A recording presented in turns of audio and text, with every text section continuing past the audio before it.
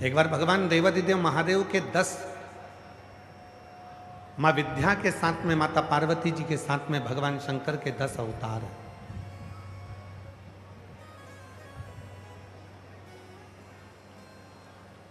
और शिव जी के उन 10 अवतार में एक अवतार भगवान शंकर का हुआ है महाकाल, और माता पार्वती का एक अवतार हुआ है महाकाली। शिव जी को महाकाल कहा गया, पार्वती जी को महाकाली कहा गया। ऐसे 10 अवतार भगवान शंकर के माता पार्वती जी के साथ, जैसे शिव बगला बने तो माता पार्वती बगला मुखी बनी, शिव मातंग बने तो पार्वती जी मातंगी बनी, शिव ध्रुमवान बने तो माता पार्वती ध्रुमावती बनी, शिव कमल बने तो पार्वती जी कमला बनी। ऐसे शिव जी के माता पार्वती जी के साथ में 10 अवतार अलग अलग हुए हैं। और वो जो 10 अवतार हैं जो भगवान शंकर ने माता पार्वती जी के साथ लिए हैं, वो जनमानस के कल्याण के लिए, संपूर्ण जगत के उद्धार के लिए, संपूर्ण जगत के कल्याण के लिए। उसमें से एक अवतार है भगवान शंकर का महाकाल अवतार। उसमें माता पार्वती महाकाली बनी है।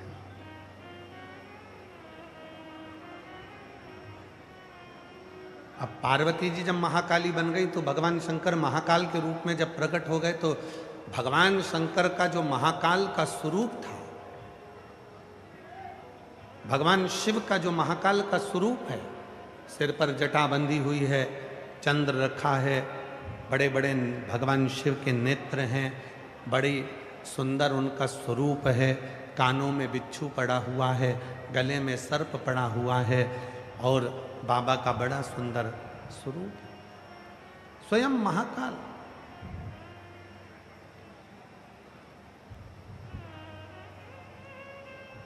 और उसी स्वरूप के साथ में अगर प्रकट हुई तो माता महाकाली, महाकाली प्रकट हो गई। अब भगवान शंकर तो जनमानस के कल्याण के लिए रूप धरकर आ गए। इतने में शंकर भगवान ने पार्वती जी से कहा, पार्वती तू महाकाली बन गई, तू महाकाली बन गई। अब पार्वती जब तू महाकाली बन गई है तो मैं तेरे से पूछूं कि तू महाकाली बनकर रहेगी कहां? तो कहां महाकाली बनकर रहेगी? पार्वती जी ने कहा भोलेनाथ जी से, बाबा जैसे आप मंदिर में निवास करते हो वैसे मैं मंदिर में निवास करूंगी, जैसे आप जनमानस का कल्याण करते हो वैसे मैं जनमानस का कल्याण करूंगा। तो पार्वती जी की बात सुनकर भगवान शिव ने कहा, पार्वती मेरी एक इच्छा है, जरा ध्यान लगाना इस कथा पर। पार्वती मेरी एक इच्छा है। तो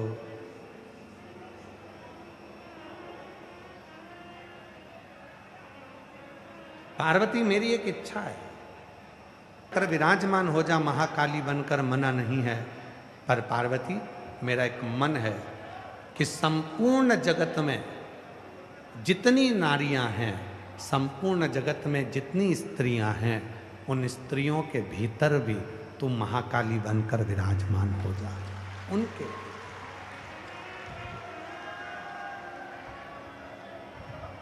पार्वती जी ने कहा कि प्रभु मैं महाकाली बनकर संपूर्ण जगत की नारियों में विराजमान हो जाऊंगी, संपूर्ण जगत की स्त्रियों में मैं महाकाली बनकर विराजमान हो जाऊंगी, पर इसका लाभ क्या होगा? तब भगवान देवादिदेव महादेव ने कहा, पार्वती जब संपूर्ण जगत की नारियां अपने घर में रहेंगी, दुख आएगा उसको निगल जाएंगी, तकलीफ आएगी उसको निगल जाएंगी। अपने पति पर, अपने पुत्र पर, अपने पिता पर, अपने भाई पर जब कष्ट आएगा तो तू उनके भीतर विराजमान होकर उनके दुखों को तू निगल जाएगा। शिव तत्व कहता है, मां पार्वती जी ने उसी दिन भगवान शंकर को वचन दे दिया। माता पार्वती जी ने भगवान शंकर को उसी दिन वचन दे दिया। पार्वती जी ने वचन दिया उसी दिन।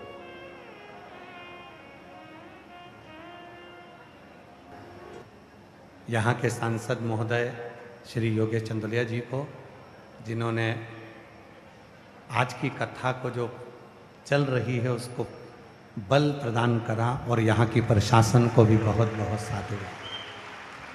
मैं यहाँ के आईजी, डीआईजी, यहाँ के कमिश्नर, यहाँ के एसपी, यहाँ के एसएसपी, यहाँ के माननीय मुख्यमंत्री जी श्रीमती रेखा गुप्ता जी को, और यहाँ के गृह मंत्री भारत सरकार के माननीय श्री अमित शाह जी को, प्रधानमंत्री जी को, सभी को साधुवाद देता हूँ।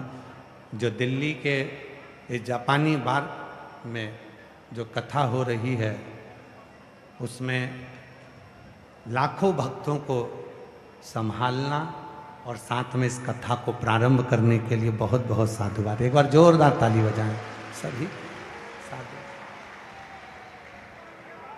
मैं तेजारावाला जी को भी धन्यवाद देता हूँ, जिन्होंने सुबह से बहुत प्रयास कर इस कथा को प्रारंभ हो, उसके लिए बहुत बहुत प्रयास किया है। उसके लिए उनके लिए भी एक बार जोरदार ताली बजाएं साथ। शिव तत्व किसको? पार्वती जी कर रही है। माता पार्वती जी ने शिव जी से कहा, भोलेनाथ जी से कहा, आप कहते हो कि मैं संपूर्ण नारियों में, संपूर्ण स्त्रियों में, संपूर्ण जगत की स्त्रियों में मैं जाकर विराजमान हो जाऊं तो मैं हो सकता, पर मुझे इतना सा पूछना है कि मेरे विराजमान होने से संपूर्ण जगत की स्त्रियों में, संपूर्ण जगत की नारियों में जब मैं विराजमान हो जाऊंगी, बैठ जाऊंगी, संपूर्ण जगत की स्त्रियों में मैं विराजमान हो जाऊंगी, तब संपूर्ण जगत की नारियों का कार्य क्या होगा? तो कहा, संपूर्ण जगत की जो स्त्रियां हैं, जब है वो तकलीफ को तुम स्वयं महाकाली बनकर उस तकलीफ को निगलती चली जाओगी, उस तकलीफ को झेलती चली, उस तकलीफ को झेल। शिव कथा कर रहे, भगवान शंकर का एक पवित्र चरित्र कहता है कि भगवान देवादिदेव महादेव को ढूंढने के लिए कहीं जाने की जरूरत नहीं।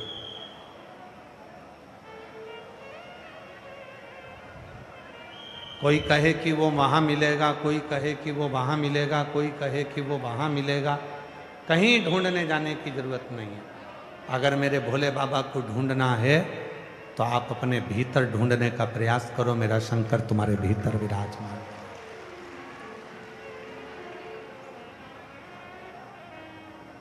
आप माता रानी को ढूंढना चाहते हो, जगत जननी दुर्गा भवानी को ढूंढना चाहते हो, माँ आद्य शक्ति को, माँ जगत जननी जगदम्बा को, माँ आद्य शक्ति दुर्गा भवानी को ढूंढना चाहते हो, तो कहीं ढूंढने जाने की जरूरत नहीं है।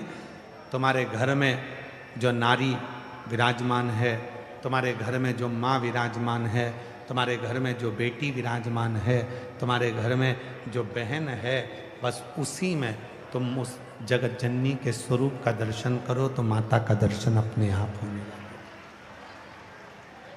अपने आप। उनको ढूंढने जाने की जरूरत नहीं पड़ेगी, उनको बहुत दूर जाकर ढूंढना नहीं पड़ेगा। और ये चरित्र केवल बोलने का चरित्र नहीं, शिव महापुराण के अंतर्गत भगवान ब्रह्मा जी जब स्वयं कहते हैं कि इस सृष्टि का रचनाकर्ता मैं हूं, जब ब्रह्मा जी स्वयं कहते हैं कि इस सृष्टि का रचनाकर्ता मैं हूं, इस सृष्टि को रच में रहा हूं, इस सृष्टि को चला में रहा हूं, इस सृष्टि को करने वाला मैं हूं, इस सृष्टि का रचनाकर्ता मैं हूं, तब स्वयं भगवान विष्णु ब्रह्मा जी को समझाते हैं, नहीं ब्रह्मदेव, ये तुम कहना बंद कर दो कि सृष्टि का रचनाकर्ता मैं हूं, तुम ये कहना बंद कर दो कि सृष्टि की रचना मैं कर रहा हूं। तुम ये कहना बंद कर दो कि सृष्टि को मैं दे रहा हूं। नहीं नहीं, भगवान विष्णु ने कहा इस सृष्टि को अगर कोई दे रहा है, इस सृष्टि की कोई रचना कर रहा है, इस सृष्टि को कोई संचालित कर रहा है, तो वो स्वयं देव अधिदेव महादेव संचालित कर रहे हैं और रचना कर रहे हैं। स्वयं भगवान विष्णु ने कह दिया ब्रह्मा जी को, ब्रह्मदेव तुम ये कहना बंद कर दो कि ये सृष्टि की रचना मैं कर रहा हूं, इस सृष्टि को मैं कुछ भी नहीं, जो कुछ कर रहा है वो शिव कर रहा है। हम एक बात पूछें आपसे दिल्ली वालों, जरा उत्तर दीजिएगा, मेरी दिल्ली की जीजियों, मेरे दिल्ली के जीजाओं, मेरी बेटियों बेटाओं और मेरे बुजुर्ग माता पिता, उत्तर देना।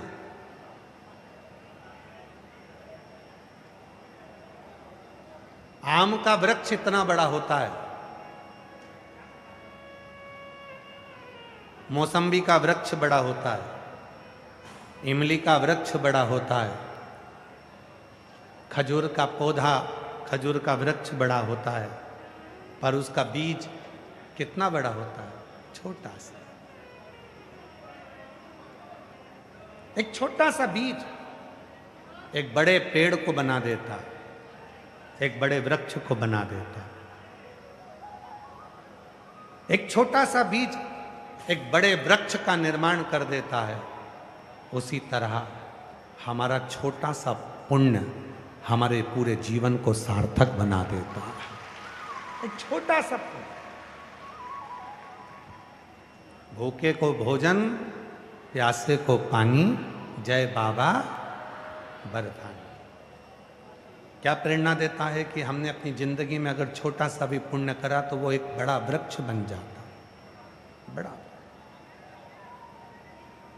और एक हमने जिंदगी में थोड़ा सा भी पाप किया तो वो पाप भी बड़ा बन जाता। हमने पहले भी कथा में कहा, गुस्सा आया, क्रोध आया, बहुत तेज गुस्सा आया, अंदर गए, तलवार लेकर आ गए, चक्कू लेकर आ गए, बंदूक लेकर आ गए और किसी को मार दिया। कितनी देर का गुस्सा आया था? 10 मिनट का। कितनी देर का गुस्सा आया था? 15 मिनट का। कितनी देर का गुस्सा आया था? 20 मिनट का। 10 मिनट के गुस्से में तुमने झगड़ा भी कर लिया, 15 मिनट के गुस्से में तुम घर में चले भी गए, 15 मिनट के गुस्से में तुम तलवार निकाल के लिए आए, 15 मिनट के गुस्से में तुम चक्कू निकाल कर लिया आए, 15 मिनट के गुस्से में तुम बंदूक निकाल कर लिया आए, और वो 15 मिनट का गुस्सा ऐसा आया कि तुमने सामने वाले को तलवार से मार दिया, चक्कू से मार दिया, बंदूक से मार दिया। अब गुस्सा कितनी देर का था? 10 मिनट का। गुस्सा कितनी देर का था? 15 मिनट का। अब 15 मिनट का गुस्सा, 10 मिनट का गुस्सा, अब तुमको सजा कितने समय की दिलवा रहा है? वो 10 मिनट का जो गुस्सा है, जो 15 मिनट का गुस्सा है, वो सजा दिलवा रहा है 10 साल की, 15 साल की, 20 साल की। अब जरा अंदाजा लगाना कि गुस्सा था 10 मिनट का, क्रोध था 10 मिनट का, गुस्सा आया था 15 मिनट का, और सजा कितने समय की हो गई? 15 साल की। छोटा सा पाप हमें एक बड़ा वृक्ष बना देता, पाप का वृक्ष। छोटा सा पुण्य एक बड़ा वृक्ष बना देता है सत्कर्म का, छोटा सा। इसीलिए शिव महापुराण की कथा आपको बार बार कहती है, एक छोटा सा बीज बड़ा वृक्ष बन जाता है, एक छोटा सा बीज बड़ा पेड़ बन जाता है। उसी तरह एक छोटा सा बीज जब बड़ा पेड़ बनता है, एक छोटा सा बीज जब बड़ा वृक्ष बनता है, उसी तरह हमारा छोटा सा पुण्य हमें हमारी मंजिल तक बड़े वृक्ष के रूप में पहुंचा देता है। छोटा सा, थोड़ा सा सत्कर्म हमें अपनी मंजिल तक पहुंचा। शिव कथा कर रहे हैं, भगवान शंकर का चरित्र कह रहा है। ब्रह्मा जी को समझाया भगवान विष्णु ने कि तुम ये कहना बंद कर दो कि ये मैंने किया। शिव ने करा, ब्रह्मा जी माने नहीं। अभी कथा में आपको कहा भगवान को ढूंढने के लिए कहीं नहीं जाना, भगवान को ढूंढना है तो अपने भीतर ढूंढो, कहीं नहीं जाना, अपने भीतर उस परमात्मा को ढूंढने का प्रयास करो। अपने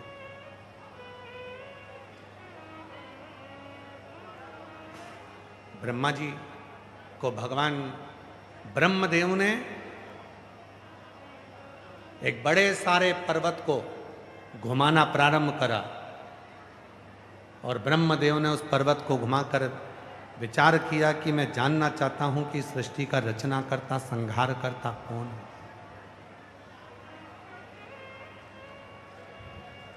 घुमाया पर्वत को, और जब पर्वत को घुमाना प्रारंभ करा तो वो पर्वत की आकृति में एक शिवलिंग प्रकट हो गया। यदि कोई आपसे पूछे कि दुनिया का सबसे पहला शिवलिंग किसने बनाया था या किसने प्रकट करा था, तो आप उसका उत्तर दे सकते हो कि दुनिया का सबसे पहला शिवलिंग ब्रह्मा और भगवान विष्णु ने निर्माण किया था, एक पर्वत की आकृति, अग्निखंभ के रूप में, एक स्तंभ के रूप में भगवान शंकर का शिवलिंग प्रकट हुआ।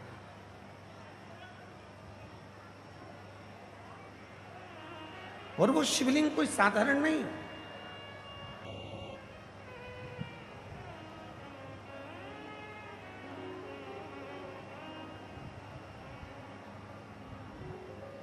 मेरी जीजियों, मेरे जीजाओं, मेरी बेटियों, बेटाओं, मेरे बुजुर्ग माँ बाप,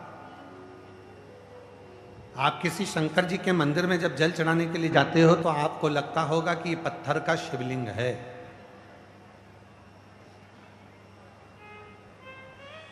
आपको महसूस होता होगा कि ये केवल एक पाषाण है, केवल एक पत्थर है, स्फटिक है, भारत का शिवलिंग है, स्फटिक का शिवलिंग है, लोहे का शिवलिंग है, लकड़ी का शिवलिंग है, मिट्टी का शिवलिंग है, पत्थर का शिवलिंग है, पारद का शिवलिंग है, गोमेद का शिवलिंग है, नीलम का शिवलिंग है, पुखराज का शिवलिंग है, मोती का शिवलिंग है। किसी शिवलिंग का जब आप दर्शन करते हो तो आपके मन में भाव आता है कि ये केवल एक पाषाण का, पत्थर का, लकड़ी का, गोमेद का शिवलिंग, पर नहीं। शिव महापुराण की कथा कहती है, जब हम अपने हृदय से, दिल से, भाव से भगवान को, शिव जी को एक लोटा जल जब समर्पित करते हैं तो वो केवल पाषाण, पत्थर, पुखराज या मोती नहीं रह जाता। जब शिव जी को जल चढ़ाया जाता है, जल चढ़ाते समय भगवान देव अधिदेव महादेव स्वयं उस जल को स्वीकार करने के लिए आकर विराजमान हो जाते हैं। स्वयं शिव, वो पाषाण नहीं रहा, वो पत्थर नहीं रहा, स्वयं शिव प्रकट हो गया, स्वयं। तो उसको अगर अपने मन की बात कहना है तो फिर पत्र लिखना पड़ेगा, तार करना पड़ेगा, वहां तक बात पहुंचेगी कि नहीं पहुंचेगी कोई भरोसा नहीं है। पर यदि जो नजदीक में,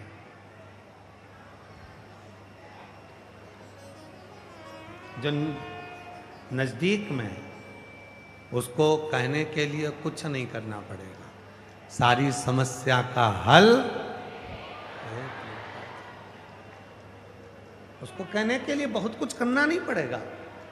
अगर शिव को अपने मन की बात कहना है, भगवान शंकर को अपने मन की बात कहना है, शिव जी को अपने मन की दशा कहना है, शंकर भगवान को अपने मन की दशा कहना है, शिव जी को अपना दुख कहना है, शंकर भगवान को अपनी तकलीफ कहना है, तो कुछ नहीं करना है। केवल एक लोटा जल लेकर जब श्री शिवाय नमस्तुभ्यम कहते कहते हम शिव जी को जल समर्पित करते हैं तो शिव हमारे मन की बात को सुनते। एक पत्र है, अच्छा है, देखिए।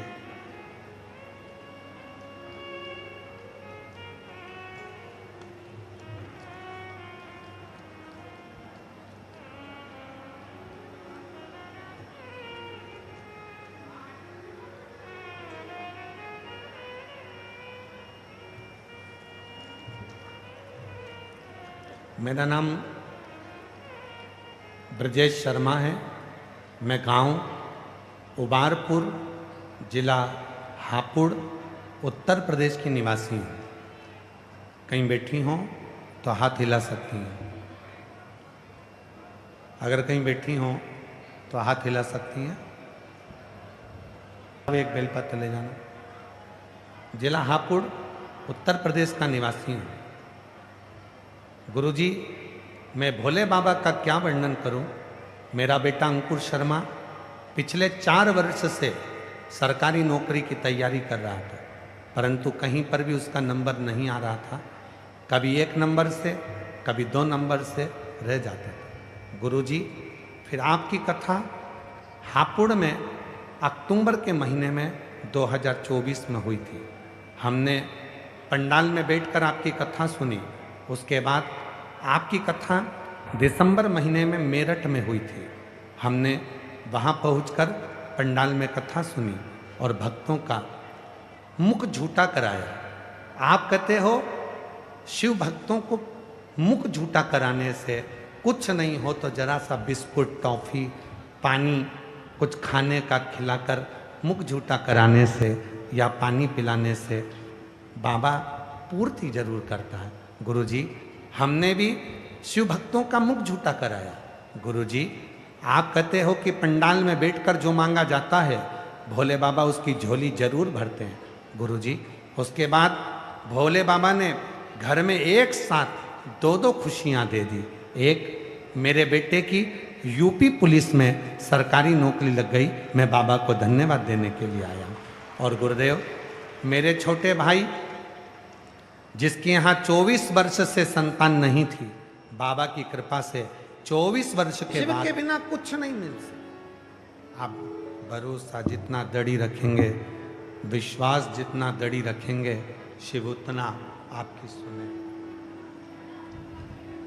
आप विश्वास प्रबल रखिए। कोई कहता है कि शिव पुराण ने दुनिया के लोगों को क्या दिया है।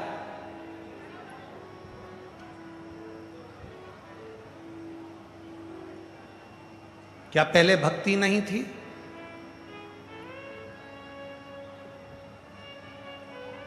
क्या पहले पूजन पाठ नहीं थी? सब कुछ था।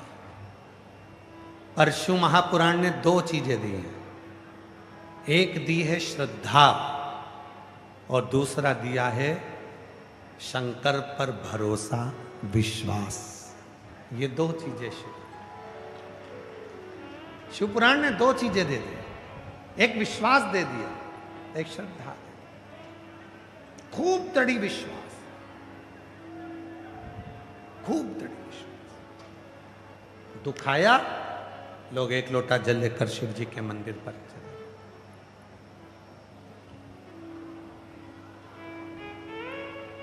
महाराज,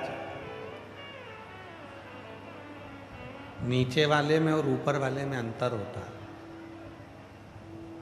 ये जो नीचे वाले हैं ना, जमीन पर रहने वाले,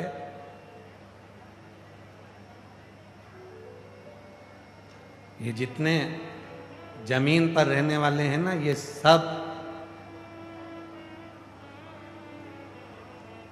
मतलब पड़ता है तब तुमसे जुड़ते हैं और मतलब पड़ता है जब तुमको जोड़ते हैं।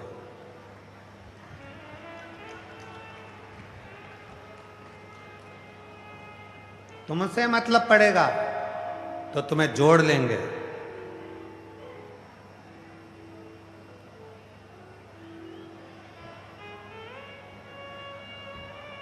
मतलब पड़ेगा तो तुमको जोड़ने का प्रयास करेंगे।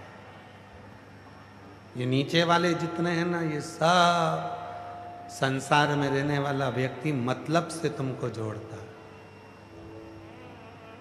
तुम्हारे पास धन ज्यादा है, तुम्हें जोड़ने का प्रयास करेंगे। तुम्हारे पास कुर्सी है, तुम्हें जोड़ने का प्रयास करेंगे।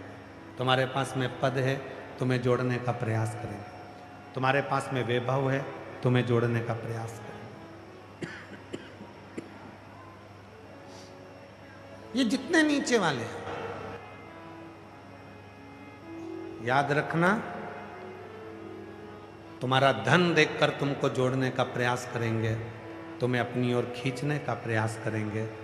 पर मेरे शंकर भगवान ऊपर रहते हैं, कैलाश पर, बहुत ऊंचाई पर रहते हैं। इसलिए शिव पुराण कहती है कि मेरा शंकर तुम्हें मतलब से नहीं जोड़ता, बल्कि तुम्हें तुम्हारे जीवन के कल्याण के लिए शिव अपनी ओर जोड़ते हैं। शिव जोड़। क्यों आए हो कथा में? 42 से 45 डिग्री टेम्परेचर है, और 42 से 43-44 डिग्री टेम्परेचर में आप लोग अपना अपना छाता लेकर, जो पंडाल में बैठे हैं वो तो अपनी जगह पर है, पर जो धूप में हैं अपना अपना छाता ले लेकर, अपना अपना चादर लेकर बैठे हो। क्यों आए? क्योंकि तुम नीचे वाले से नहीं जुड़े हो। नीचे वालों से जुड़ोगे तो वो केवल मतलब से जोड़ेंगे। तुम शिव महापुराण की कथा में इतनी गर्मी में 42 डिग्री टेम्परेचर में अगर तुम आकर बैठे हो कथा को श्रवण करने के लिए, तो तुम उस परमात्मा से जुड़ने के लिए आए हो, और वो परमात्मा तुम पर कृपा करेगा ही। स्वयं भगवान विष्णु और भगवान ब्रह्मा दोनों शिव को ढूंढने के लिए घर्षण करे, एक पर्वत को घुमाया, और उस पर्वत में अग्नि का खंभ प्रकट हो गया, जिसमें शिवलिंग प्रकट हुआ। स्वयं भगवान विष्णु कह रहे हैं, ब्रह्मा अब शिव को ढूंढने के लिए मत जाओ। ब्रह्मा अब तुम शंकर को मत ढूंढो,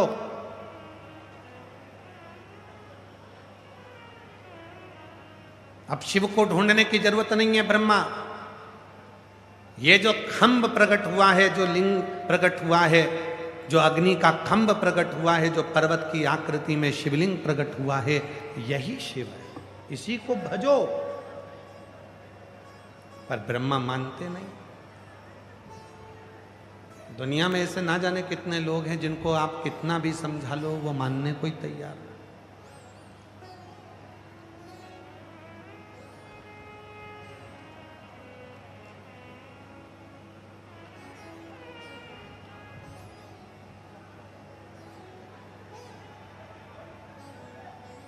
डॉक्टर कहेगा तो उसकी मान लेंगे, वकील कहेगा तो उसकी मान लेंगे, पर कोई शिव का भक्त अविरल जो शंकर भगवान की भक्ति में डूबा हुआ है, वो कह देगा तो मानने को तैयार नहीं।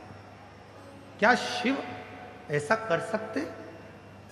क्या शंकर भगवान इतने लोगों की झोली भर सकते?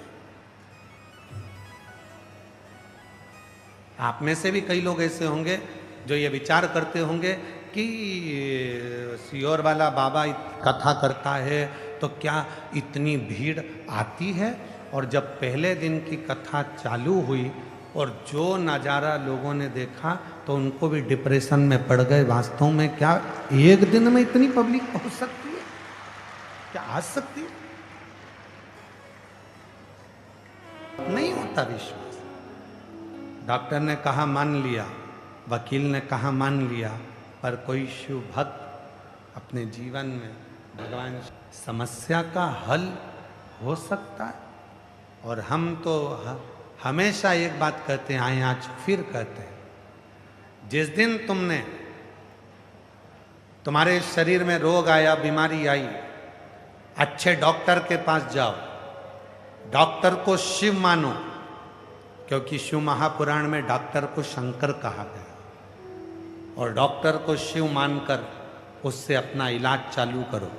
वो दवाई दे, दवाई खाओ, जांच करने का बोले, जांच कराओ, और यदि दवाई असर ना करे तो शंकर जी को एक लोटा जल चढ़ाकर कुंदकेश्वर महादेव के नाम से खाना प्रारंभ करो, आराम लगना।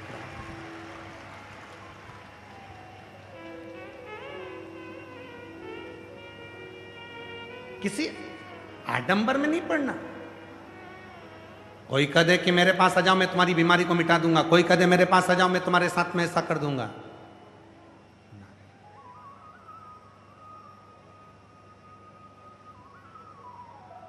हम कहते हैं हो सकता है लोगों को थोड़ी हमारी बात बुरी लग जाए। चाहे संत के पास जाओ, चाहे ज्योतिषी के पास जाओ, चाहे संत के पास जाओ, चाहे ज्योतिष आचार्य के पास जाओ, पर तुम्हारे कर्म का भोग तो तुमको भोगना ही पड़ेगा। कोई दूसरा तुम्हारे कर्म को नहीं कर सकता। अपने कर्म के लेख को तो तुम्हें भोगना है। तो फिर किसी ने कहा गुरुजी फिर एक लोटा जल समस्या का हल, फिर ये बात, तो फिर वर्णन आया जब भगवान श्री राम वनवास के लिए जाने लगे तो दशरथ जी के चरणों को प्रणाम करने लगे। और दशरथ बाबा से कहा कि दशरथ जी ने कहा कि बेटा तुम जा रहे हो वन? हाँ। 14 वर्ष के लिए? हाँ। तुम्हें दुख नहीं है? राम जी ने कहा कोई पिछले जन्म का कोई कर्म होगा जिसका भोग मुझे भोगना पड़े। अब क्या राम जी की सभा में ज्योतिषाचार्य नहीं थे? क्या राम जी की सभा में कोई संत नहीं थे? सब थे, संत भी थे, ज्योतिषाचार्य भी थे, पर कर्म का लेख तो मानव को भोगना है। तो भगवान दशरथ जी ने कहा राम एक काम करना, अगर कर्म के लेख को संत हो चाहे ज्योतिषाचार्य हो कोई नहीं काट सके, तब कर्म के लेख को एक लोटा जल काटता रहेगा। तो शिव का समर्पण और उठाओ। पूरे राम पथगमन को भारत सरकार ने, हमारी भारत सरकार ने राम जी के अयोध्या से लेकर लंका तक राम पथगमन बनाया है। जहां राम जी जिस मार्ग से निकल कर गए थे पैदल पैदल, भारत सरकार ने राम पथगमन बनाया है। उस राम पथगमन पर कभी अपनी गाड़ी से जाकर देखना, कभी उस राम पथगमन पर चलकर देखना। उस राम पथगमन में रोज मेरे भगवान राम जिस जगह पर रुकते थे वहाँ शंकर जी का पार्थिव शिवलिंग का निर्माण करते थे, पूजन करते थे। उस पार्थिव शिवलिंग का निर्माण पूजन कर कर वहाँ स्थापना करते थे। राम जी का एक भी दिन ऐसा नहीं जाता था जिस दिन भगवान श्री राम शंकर जी की पूजन ना करते हों। प्रतिदिन पूजन करते थे, क्योंकि राम जी को मालूम था कर्म के लेख को कोई नहीं काट सकता। अपने कर्म के लेख को केवल शिव ही काट सकते हैं, और वो भी एक लोटे जल से काट सकते, कोई दूसरा नहीं काटेगा।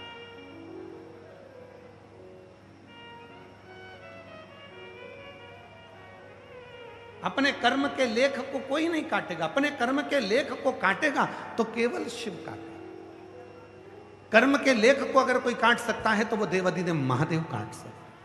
बहुत तकलीफ है, बहुत कष्ट है, बहुत परेशानी में घिरे हो।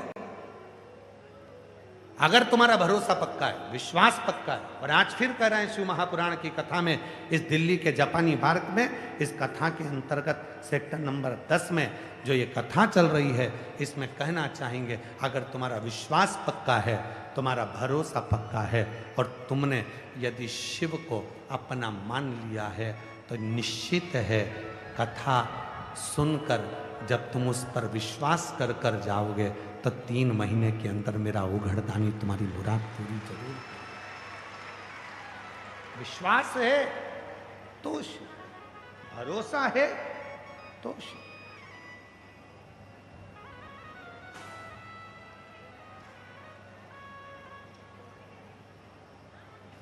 ब्रह्मा जी आप इसको शिव मानो। ब्रह्मा जी ने मना कर दिया कि नहीं नहीं नहीं, मेरा विश्वास शिव मानने का नहीं। ब्रह्मा जी मानते नहीं।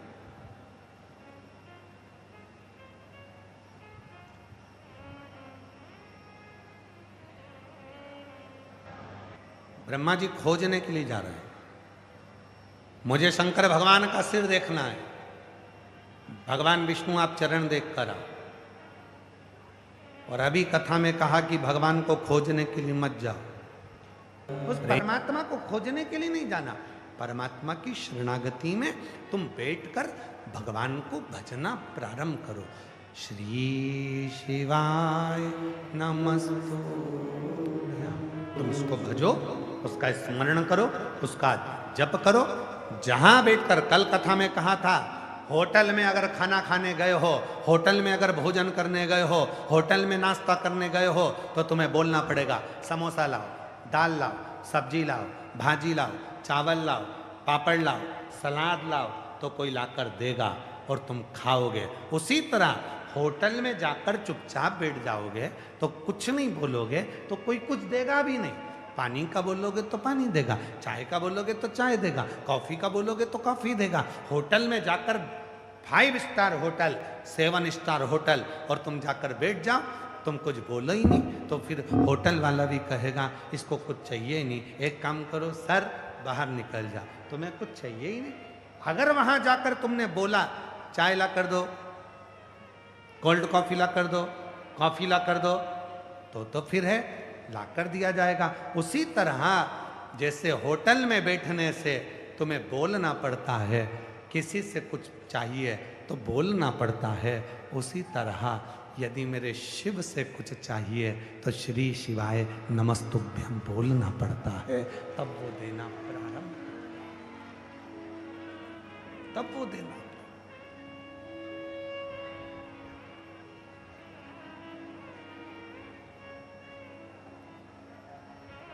तब वो देता है। अब हम बोले ही ना,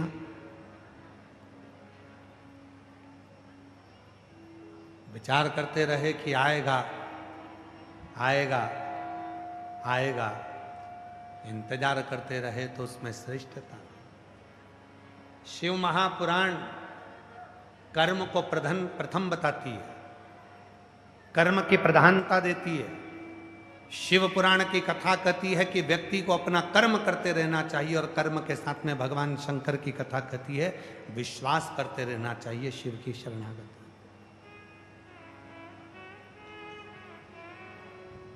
कई लोग ऐसे भी बैठते हैं कथा में जो ये विचार करते हैं कि कहीं का ऐसा महाराज मिल जाए, ऐसी भभूति घुमा के फेंक दे, नीचे से सोने का हंडा निकल जाए। और तुम्हारे दिल्ली में ऐसा कहीं का महाराज हो जो सोने का हंडा निकालता हो तो हमको भी बता देना, हम भी चल चले। यहाँ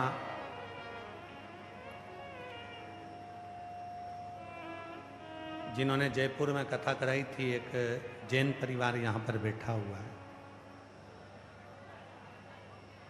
जिन्होंने सालासर जी में कथा कराई थी, सालासर जैन परिवार। कहीं बैठा होगा, कहीं बैठा हो तो हाथ हिलाना, कहीं सालासर कथा करा। उनके पिताजी बड़े दुखी थे कि मेरे 2 बेटे हैं और दोनों के पाँव में घुटने में थोड़ी तकलीफ है। गुरुजी, सालासर इतना बड़ा है, राजस्थान की धरा पर कथा होगी, कितनी भीड़ आएगी, कैसे कथा होगी। तो हमने उनको एक ही बात कहा था, बाबूजी कथा आप नहीं करा रहे, जिस दिन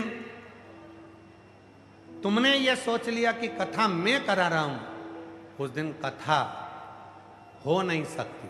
और जिस दिन तुमने सोच लिया कि कथा स्वयं देवाधिदेव महादेव करा रहे हैं, तो फिर कथा होकर ही रहे।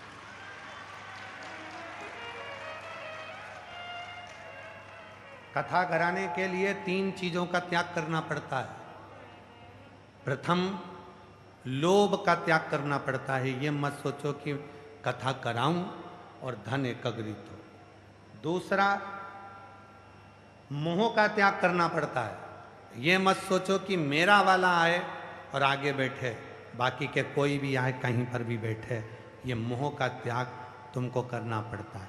कथा करवाने वाले को तीसरी चीज का स्मरण करना पड़ता है, सब में समता का भाव देखना चाहिए। कोई गरीब भी है तो एक बराबर, और अमीर भी है तो एक बराबर, सब में समता, प्रेम। कोई संसार में पैदा नहीं हुआ जो तुम्हारे कर्म के लेख को काट दे। तुम सोचो कि मैं इन संत के पास जाऊंगा और मेरा कर्म का लेख कट जाएगा, मैं उन संत के पास जाऊंगा कर्म का लेख कट जाएगा। संत आशीर्वाद देंगे, दर्शन देंगे, पर कर्म के लेख को तो भगवान को भी भोगना पड़ा है, तो कर्म के लेख को तुमको भोगना ही पड़ेगा। और वो कर्म का लेख स्वयं देव अधिदेव महादेव ही काट सकते हैं, बाकी का कोई तुम्हारे कर्म के लेख को नहीं काट सकता, कोई नहीं। किसी की सामर्थ्यता नहीं कि तुम्हारे कर्म के लेख को काट।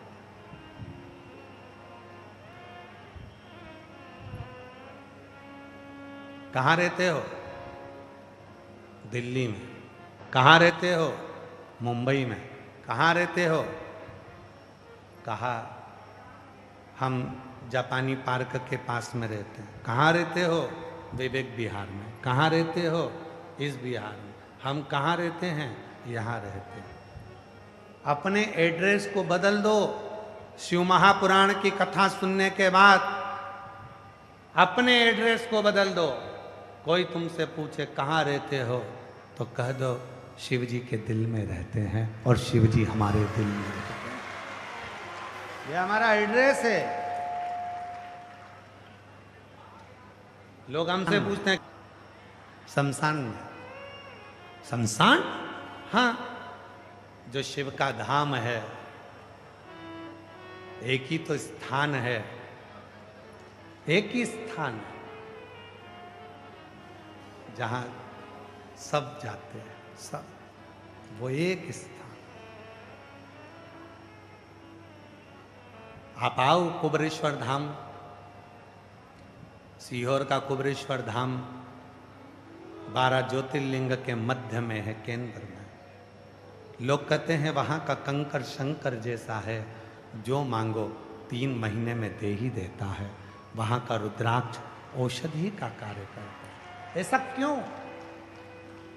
जैसे काशी में शमशान है, वैसे ही कुबरेश्वर धाम के भी साइड में शमशान पीछे की। जैसे काशी में कूप है, ज्ञान वापी कूप, वैसे ही कुबरेश्वर धाम में भी जहां कंकर शंकर शिला है, उसके ठीक पास में कूप है जिस पे छत डाल दी गई है।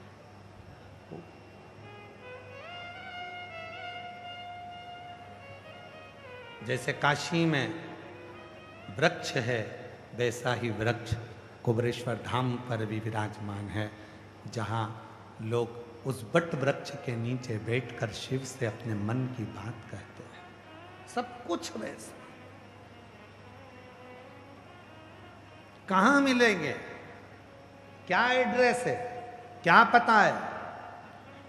तो एक ही पता है, कभी भी ढूंढना, कभी भी कहीं पर भी मत जाओ। अगर शिव के भक्त को ढूंढना है तो उसके घर के पास के कोई शंकर के मंदिर में जाकर ढूंढ लो, वो जल चढ़ाता हुआ मिल जाएगा। उसका पता है, उसका एड्रेस, वो कहीं मिलेगा तो।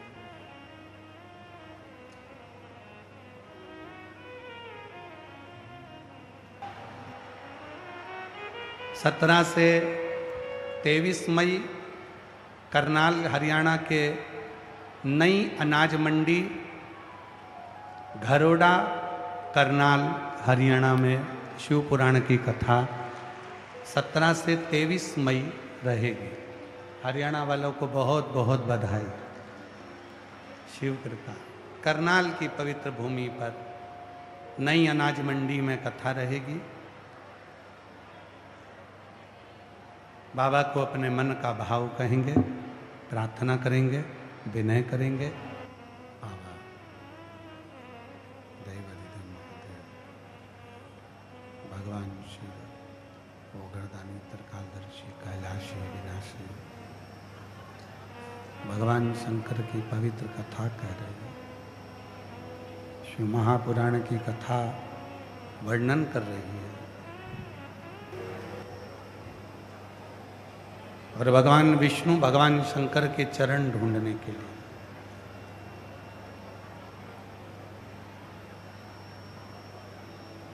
भगवान नारायण जब चरण ढूंढने के लिए गए तो उनको चरण नहीं मिले,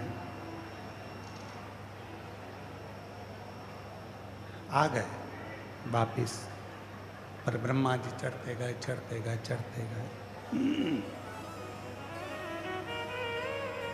शीश ढूंढते ढूंढते ब्रह्मा जी शीश ढूंढते ढूंढते ब्रह्मदेव, आप पर भी भरोसा था। आप कहते हो जल चढ़ाने वाले का एक ना एक दिन जरूर फिरता है, और वही हुआ। बाबा की कृपा से दिल्ली से, मुरादाबाद से मेरी बेटी को नेत्र विहीन होने का सर्टिफिकेट दिया, पर जल चढ़ा चढ़ाकर आज मेरी बेटी आंखों से देखने लगी, उसकी रोशनी वापस आ गई। मैं बाबा को प्रणाम करने के लिए आई हूँ।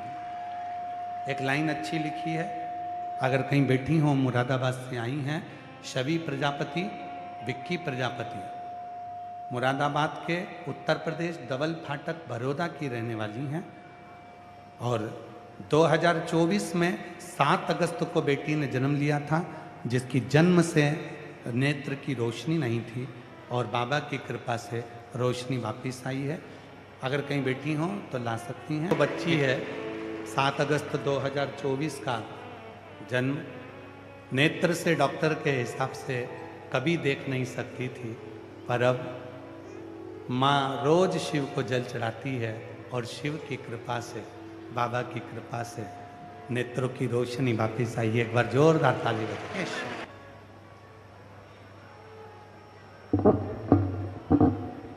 एक झूठ के लिए ना जाने कितने कितने झूठ बोलना पड़ते, और एक सत्य है, तुम्हें जिंदगी का सारा सुख प्राप्त हो जाता है। केवल एक सत्य बोला और जीवन का सारा सुख अपने आप आपको प्राप्त होने लगता है।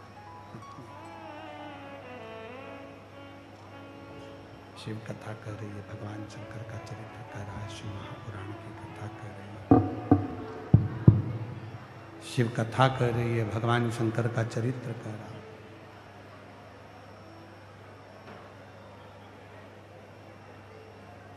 ब्रह्मा जी झूठ पर झूठ बोलते रहे, असत्य पर असत्य, और भगवान विष्णु एक सत्य बोलकर आनंद में हो। भगवान शिव जी ने कह दिया, भगवान नारायण आपने शिवलिंग की साक्षी में सत्य बोला है, आज से पूरी पृथ्वी पर आप सत्य नारायण भगवान के नाम से पूछे जाएंगे, और आपकी पूजा सत्य।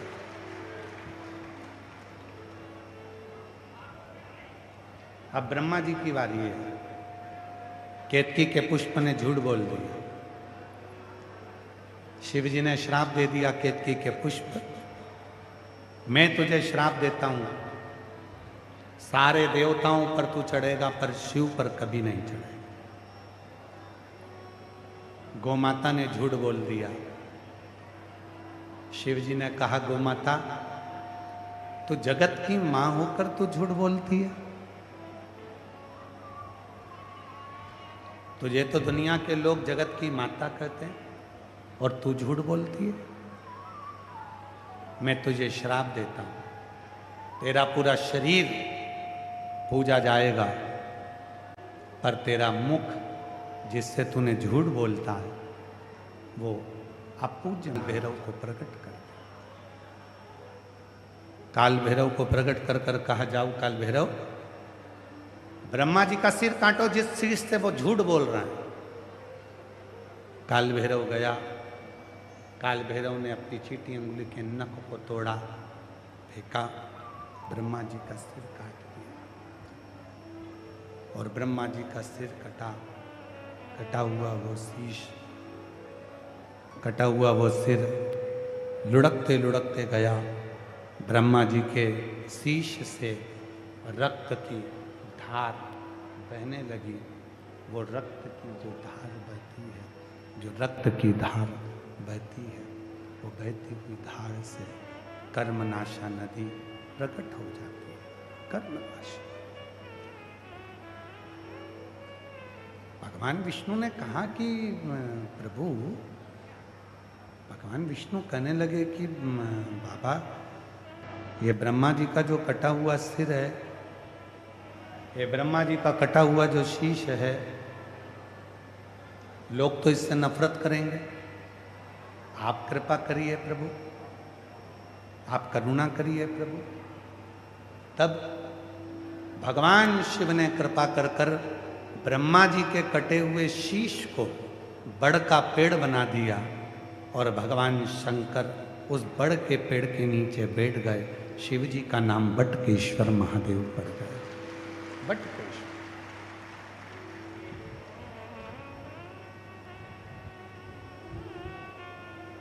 शिव महापुराण की कथा कहती है,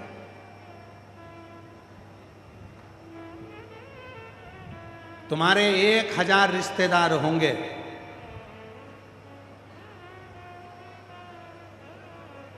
200-300 रिश्तेदार होंगे, 50 रिश्तेदार होंगे, 25 रिश्तेदार होंगे, पर शिव कथा कहती है उन रिश्तेदारों में से एक रिश्तेदार तुम्हारा ऐसा बनाओ जो शंकर जी के मंदिर में रोज जाता हो या शिव जी को जल चढ़ाता हो।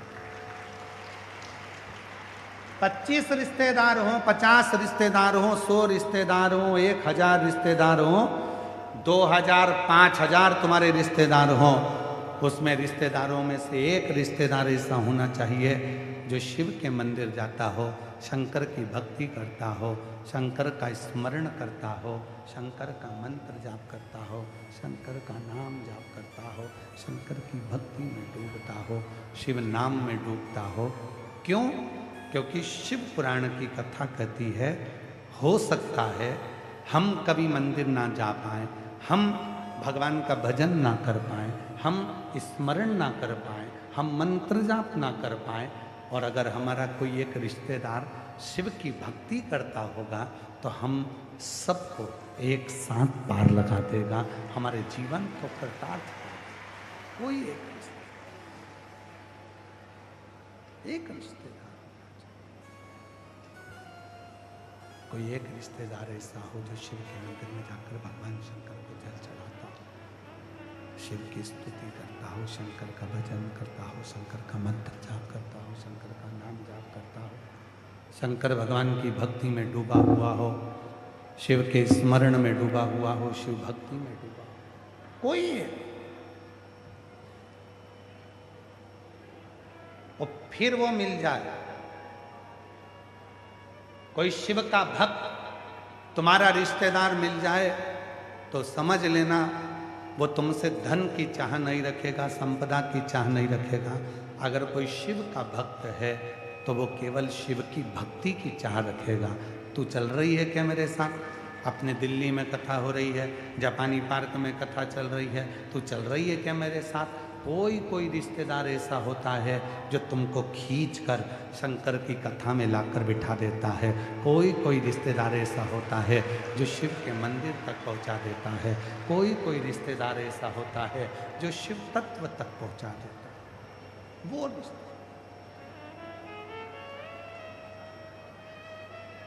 और महाराज, हो सकता है आप लोगों को हमारी बात का थोड़ा बुरा लगे, पर सीधी सी बात है,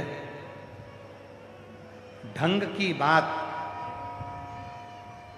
हमेशा ढंग के व्यक्ति से ही करी जाती है।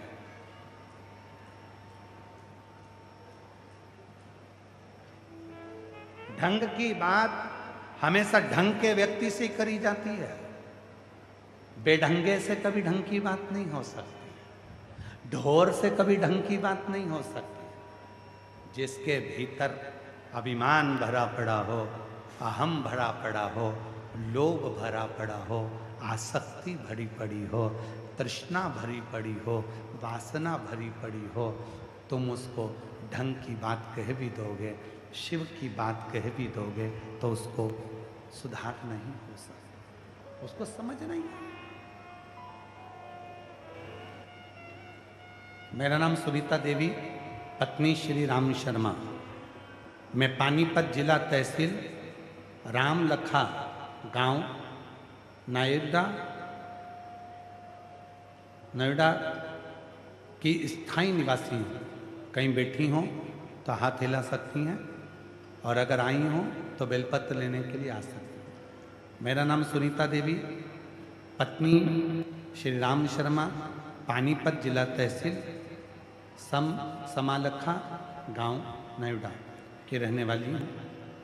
गुरुजी, मेरी 3 साल पहले किडनी में बहुत बड़ी बीमारी लग गई। बड़े से बड़े हॉस्पिटल में मैंने इलाज करवाया, लेकिन कहीं भी बीमारी का इलाज नहीं हो रहा था। मेरी किडनी पूरी तरह से सड़ चुकी थी, चलने उठने बैठने में असमर्थ थी। उसके बाद आपकी कथा सुनने का एक बार मौका लगा और शिव जी पर विश्वास जाग गया। आप कहते हो कि 1 लोटा जल सारी समस्या का है। बस मैं तो चल नहीं सकती थी, उठ नहीं सकती थी, बैठ नहीं सकती थी, क्योंकि मेरी किडनी में एक ऐसा रोग हो गया था कि डॉक्टर ने भी हाथ ऊंचे कर दिए। तब मेरे परिवार के लोग जल चढ़ा कर लाते। शिवजी पर चढ़ा हुआ जल, अर्पित करा हुआ जल मैंने पीना चालू किया। उसके 6 महीने के बाद मैंने अपना टेस्ट करवाया तो मेरी बीमारी जो बहुत बड़ी थी उसमें बहुत बड़ा बदलाव मिला, जिसमें पीजीआई चंडीगढ़ के बड़े बड़े डॉक्टरों ने जब जांच करी तो डॉक्टर भी जांच कर कर आश्चर्य में पड़ गए कि तुम्हारी बीमारी तो जिंदगी भर ठीक नहीं होती, ये ठीक कैसे हो गई। बाबा शिव की कृपा है। आप कहते हो जाको राखे साइयां मार सके, अकाल मृत्यु वो मरे जो काम करे चंडाल का, काल उसका क्या बिगाड़े जो भक्त हो महाकाल का। मैं आज बाबा को धन्यवाद देने के लिए आई हूँ। गुरुजी, मैं सुनीता देवी, मेरा मोबाइल नंबर ये है। मैं शिव जी को धन्यवाद देने आई हूँ। आज मेरे बाबा ने मेरी किडनी बिल्कुल ठीक कर दी। एक पत्र और है बड़ा सुंदर।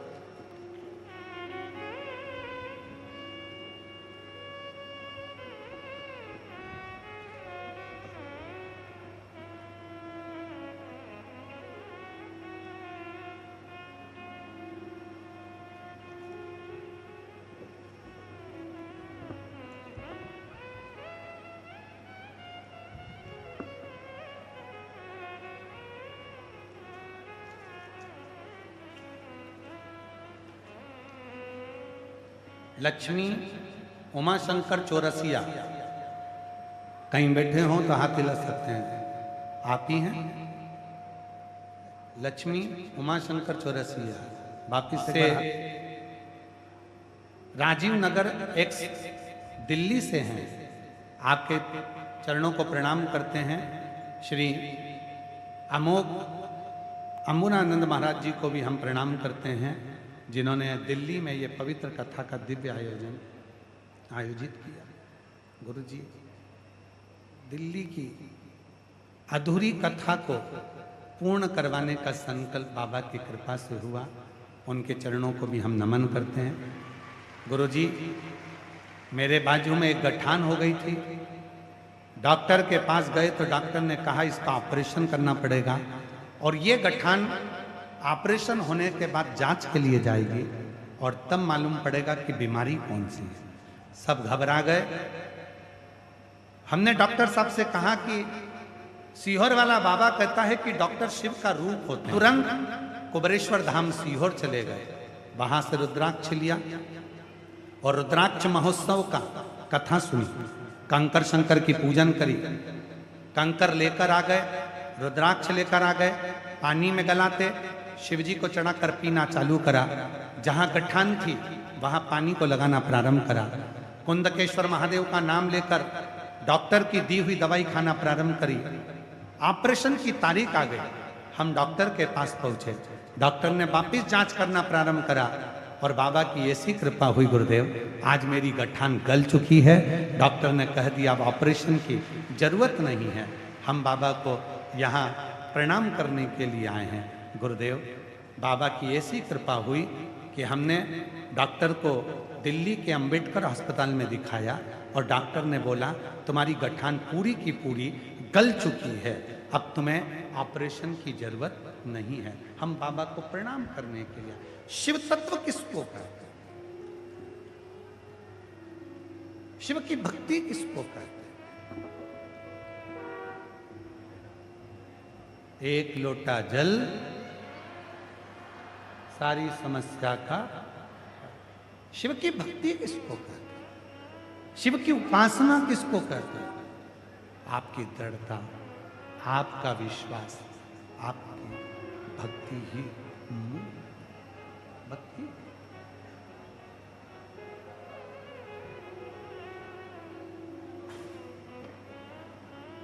ब्रह्मा जी के कटे हुए शीश को बड़ा का पेड़ बना दिया गया, और ब्रह्मा जी का कटा हुआ शीश जब बड़ा का पेड़ बन गया, शंभो शंभो, ब्रह्मा जी का कटा हुआ शीश जब बड़ का पेड़ बन गया, बट वृक्ष बन, ब्रह्मा जी का कटा हुआ शीश बट वृक्ष बन गया, और उस बट वृक्ष की छांव में स्वयं भगवान शिव बैठ गए, स्वयं।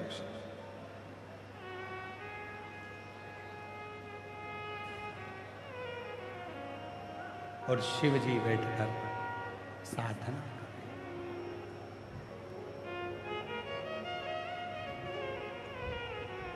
वापिस ऑपरेशन के लिए गए तो डॉक्टर ने कह दिया कि ऑपरेशन की जरूरत नहीं है, तुम्हारी गठान पूरी की पूरी गल चुकी है। ये शिव की भक्ति, ये शिव की उपासना, ये शंकर की उपासना। शिव पुराण कह रही है, भगवान शंकर का पवित्र चरित्र कह रहे, शिव उपासना कर रहे, शिव साधना कर रहे। जब विश्वास दृढ़ होता है, भरोसा जब दृढ़ होता है,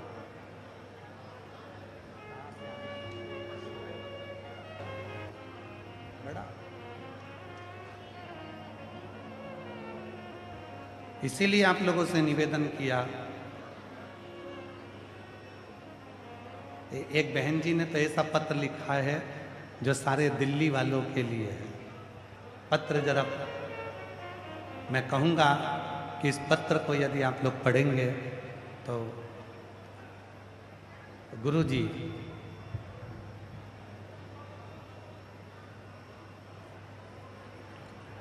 हम निवासी रामपुरा के हैं, हमारा नाम रश्मि सिंह है।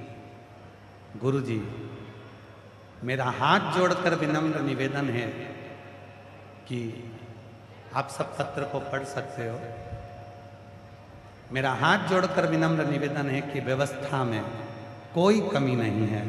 गुरु जी, कमी हमारे अंदर है, जो कि हम नियमों के अनुसार नहीं चल रहे। गुरु जी, एक विनती है, दिल्ली की कथा पूरी जरूर कर देना, बस यही प्रार्थना।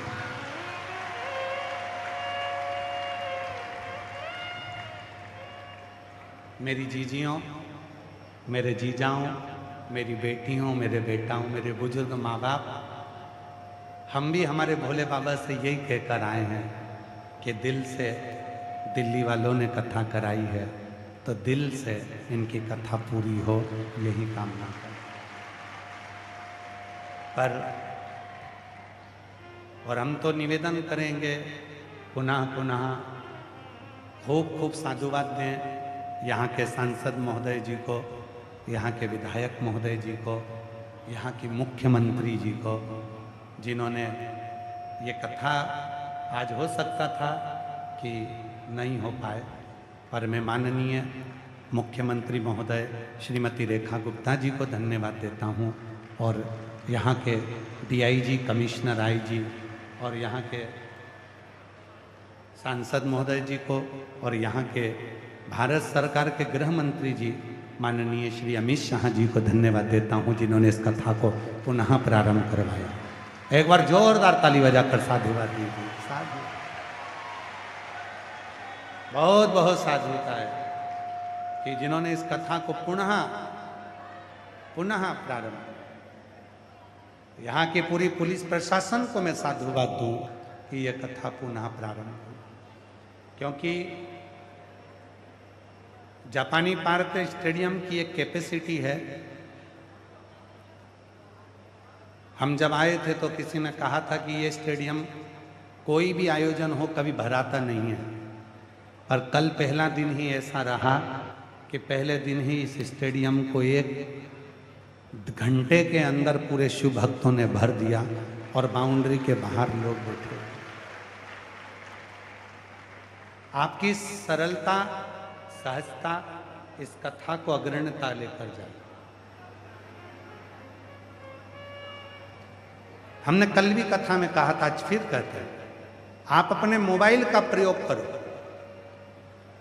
एक इंस्टाग्राम पर, फेसबुक पर, यूट्यूब पर एक पोस्ट तुम भी डालो कि हमारे दिल्ली जापानी पार्क में जो कथा हो रही है वो सरल नहीं, शिव की कृपा से, बाबा की कृपा से बड़ी सहजता के साथ, आनंदता से। ये कथा नहीं है, ये आपके जीवन का एक विश्वास, भरोसा, दृढ़ता।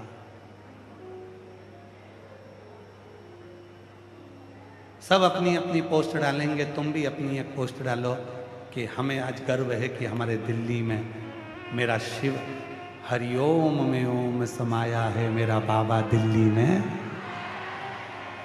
ये शिव को, उसकी कृपा। सबकी साधुता डालिए, सबको बधाई दीजिए कि यह कथा निरंतर आनंद। महाराज शिव तत्व है।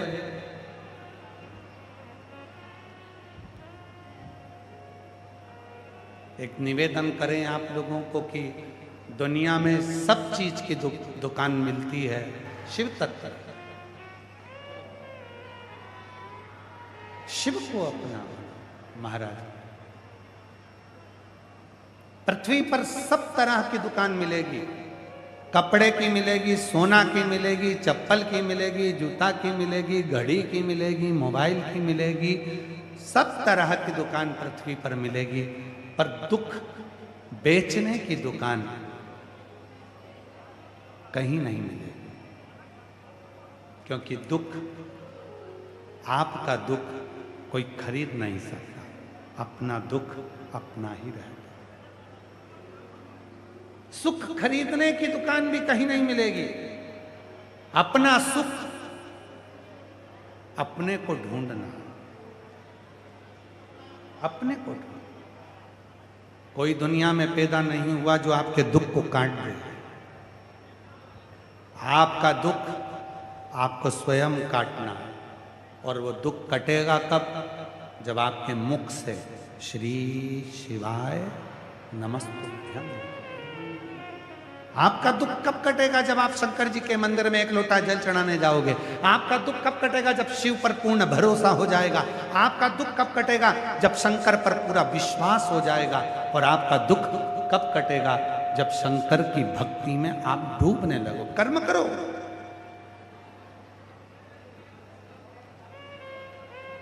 अभी शुरू में कथा में कहा था कि भगवान शिव पार्वती जी से कह रहे हैं कि तू काली बन गई है, और काली बन गई है तो प्रत्येक नारी में तेरा स्थान होना चाहिए, प्रत्येक स्त्री। इसीलिए शायद शिव महापुराण की कथा कहती है, जीवन में जहां नारी की शक्ति का बंधन होता है, जीवन में उसी व्यक्ति का भी नंदन होता है।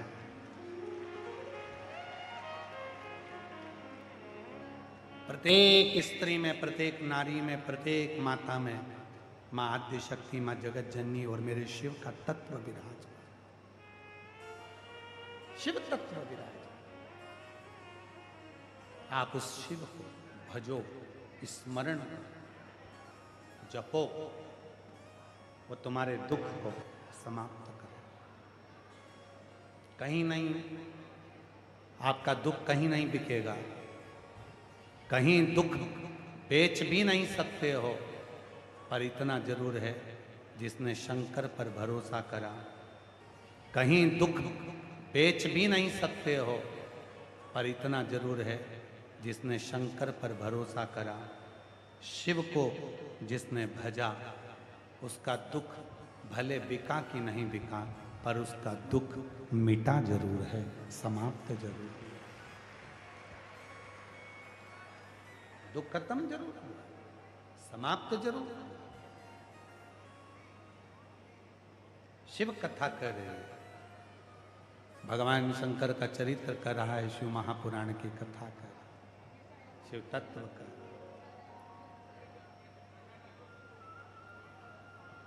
भगवान शंकर बड़ के पेड़ के नीचे बैठकर बटकेश्वर महादेव के रूप में विराजमान।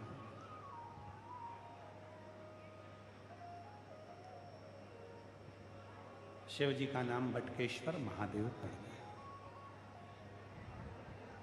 जिसकी जिंदगी में बहुत कर्जा हो जाता है, बहुत कर्जे में डूब जाता है, तो वो बड़ के पेड़ के नीचे जो शिव का मंदिर होता है या शिवालय होता है, उसके सामने बैठकर भी अगर वो भगवान के नाम का उच्चारण करे, शिव को एक लोटा जल समर्पित करे, तो उसकी जिंदगी का कर्जा धीरे धीरे छूट ही जाता। ऐसे बटकेश्वर महादेव, बटकेश्वर। आगे वर्णन आया, भगवान सृष्टि की रचना करना चाहते हैं, ब्रह्मा जी को आदेश देते हैं कि ब्रह्मा अब तुम सृष्टि की रचना करो। और भगवान सृष्टि की रचना का आदेश देकर सृष्टि की रचना के लिए क्रम स्थापित करते हैं, और ब्रह्मा, विष्णु और महेश तीनों ही एक स्वरूप में सम्मुख। ध्यान देना, आज दुनिया के लोग भगवान को,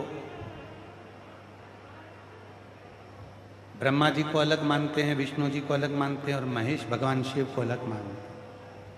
ये दृष्टि का दोष है। हम सब में समता देखें, और समता का हमारा देश है, समदर्शिता का हमारा देश है। इसमें छोटा और बड़ा नहीं, बड़ा और छोटा नहीं, इसमें समदर्शिता देखी जाती है, यहां समता का भाव देखा जाता है। ब्रह्मा, विष्णु और महेश शिव जी की आरती में स्वयं आता है।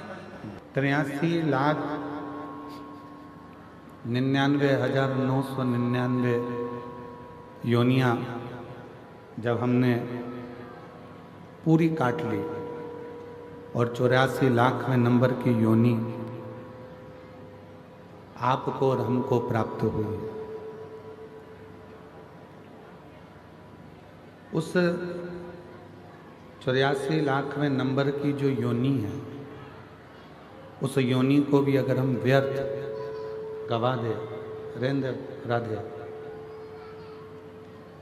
84,00,000वें नंबर की योनि को भी अगर हम व्यर्थ में गवा दे, तो फिर उस योनि का कोई मोल तत्व ही नहीं।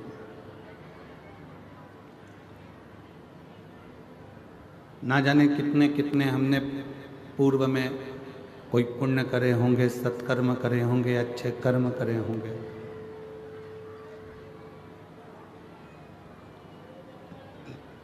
तब जाकर तो ये मानव की देह मिली। और मान लो उस मानव की देह को फिर हम गवा दे, व्यर्थ निकाल दें, फिर वापस वही जलचर, थलचर, वायुचर, ऐसे ही जीव जंतु, पशु पक्षी की योनियां प्राप्त करते रहेंगे।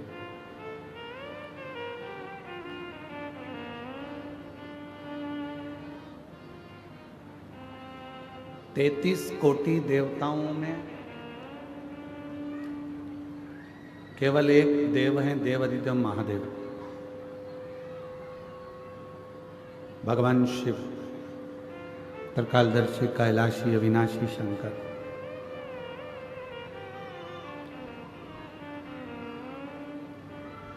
जो दुख में भी सुखी रहने की प्रेरणा देते हैं। तकलीफ जिंदगी में कितनी भी रहे, उसमें खुश रहने की प्रेरणा यदि कोई देते हैं तो वह देवादिदेव महादेव देते हैं। कंठ में विष भरा हुआ है। ये प्रसन्नता आपके जीवन को श्रेष्ठ बनाए। कोई आपको कितने भी नंबर दे कि हमारी निगाह में आप ऐसे हो, हमारी निगाह में आप वैसे हो, आप ऐसे हो, आप वैसे हो, उससे कोई मायना नहीं रखता। कोई आपको चोर कह दे, कोई आपको साहूकार कह दे, वो भी मायना नहीं रखता। कोई आपको ताना दे दे, गाली दे दे, आड़ा टेढ़ा बोल दे, वो भी मायना नहीं रखता। मायना क्या रखता है कि आप अपनी निगाह में अपने आप को क्या समझते हैं।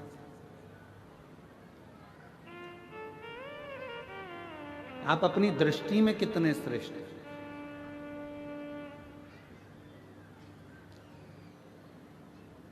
अच्छाई अपनी कंपनी का माल है, सत्यता अपनी फैक्ट्री का माल है। यदि आपके दृष्टि में आप सत्य हो, आपकी दृष्टि में यदि आप अच्छे हो, तो दुनिया में कोई भी मिलेगा ना, वो आपको सत्य ही नजर आएगा और अच्छा ही नजर आएगा। उसमें आपको कोई बुरा दिखेगा ही।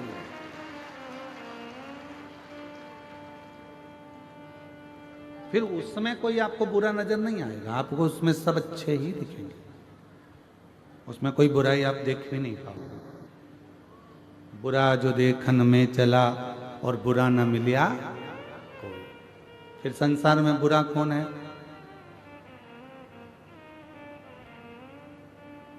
भाई बुरा देखने अपन चले और बुरा कोई नहीं मिला तो संसार में बुरा कौन है? सियोर वाला महाराज। बुरा है कौन? हम बुरा देखेंगे तो हमको बुरा नजर आएगा, हम अच्छा देखेंगे तो हमको अच्छा नजर आएगा। कि मोबाइल पर किसी की बुराई करना प्रारंभ कर दो तो ढेर सारे कमेंट्स आना प्रारंभ हो जाते हैं और ढेर सारे लोग कमेंट्स बुराइयों के करना चालू कर देते हैं। फिर हमने कच्चे की कथा में कहा था कि किसी की अच्छाई करना प्रारंभ कर दो, बड़ाई करना प्रारंभ कर दो तो मैसेज बहुत कम आएंगे, कमेंट्स बहुत कम आएंगे। ये दुनिया की रीति है बेटी, ये दुनिया की रीत है।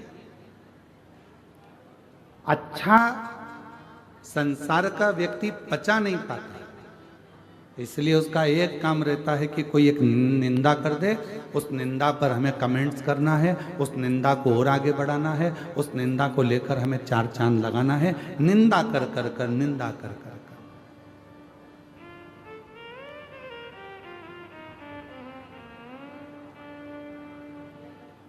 कहीं से ऐसा मालूम पड़ जाए कि इसकी निंदा करना है, बस वो निंदा को लाकर अपने को निंदा करना प्रारंभ करना है और जनमानस में उस निंदा को देना।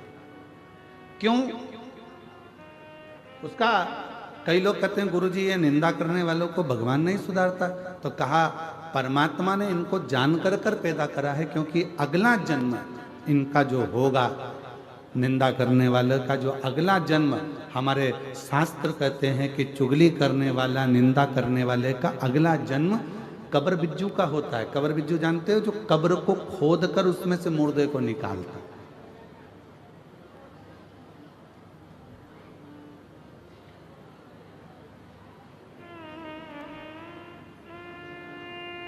कोई श्रेष्ठ कर्म करा जाए। कभी अपनी जिंदगी में किसी की अच्छी बड़ाई करना प्रारंभ करो, कभी अपनी जिंदगी में आपकी दृष्टि में यदि अच्छाई होगी, आपको सब अच्छे नजर आएंगे, और आपकी दृष्टि में अगर बुराई भरी होगी तो पूरी जिंदगी आप बुराइयां ही ढूंढते रह जाओगे। चाहे अपने मोहल्ले में ढूंढोगे, मोहल्ले में बुराई ढूंढते ढूंढते थक जाओगे तो कॉलोनी में बुराइयां ढूंढोगे।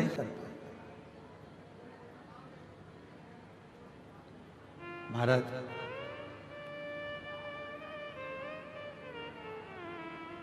कितना सुंदर प्रश्न है। एक बार माता पार्वती जी ने शिव जी से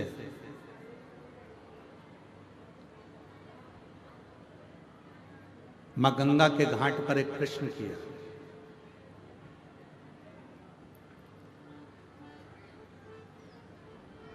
थोड़ा सावधानी से सुनिएगा इस प्रश्न को। पार्वती जी भगवान शिव से एक प्रश्न कर रही हैं गंगा जी के घाट पर। बाबा, मेरे मन में थोड़ा सा संशय है, उस संशय को मिटा दीजिए। क्या संशय है? आपके हृदय में संशय कौन सा है? क्या संशय अड़ गया आपके हृदय में जो आपको बेचैनी हो रही है, चैन नहीं मिल रहा, शांति नहीं मिल रहा? क्या संशय?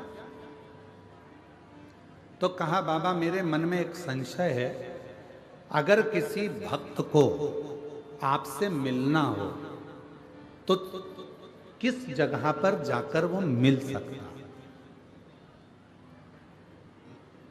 कौन सी जगह ऐसी है जहां भक्त भगवान से मिल जाए, जहां भक्त भगवान से मिले, वो स्थान बताइए।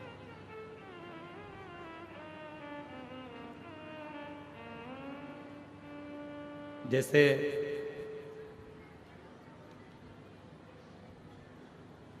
अपन कहते हैं ना कि अगर आपसे मिलना हो तो आपका पर्सनल नंबर कौन सा है?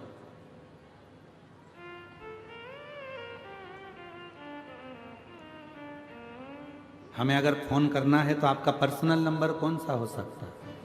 कहते हैं किसी से अगर मिलना हो तो उसका पर्सनल नंबर पूछा जाता है कि आपका पर्सनल नंबर कौन सा है। अगर हमें बात करना हो, बहुत जरूरी बात हो, तो आपका नंबर मिल सकता है, प्राप्त हो सकता है। शिव कृपा करे, भगवान शंकर की कथा करे। तो पार्वती जी ने शिव जी से पूछा कि कोई भक्त आपसे मिलना चाहता है और उसको मिलना है तो आप हमेशा किस जगह मिल सकते हैं, किस स्थान पर मिल सकते हैं?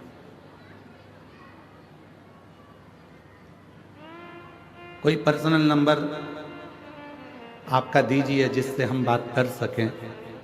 तो क्या वो कौन सी जगह है, कौन सा स्थान है जहां शिव तुरंत मिल सकते? फिर पार्वती जी ने कहा कि आप कैलाश पर मिल सकते हो। तो भगवान शंकर ने कहा कैलाश पर मिल तो जाऊंगा, मना नहीं है मिलने के लिए, पर बात इतनी सी है, जिसके पास में पैसा होगा खर्चा कर कर, जिसका शरीर सही चल रहा होगा मेहनत कर कर तो कैलाश तक पहुंच जाएगा।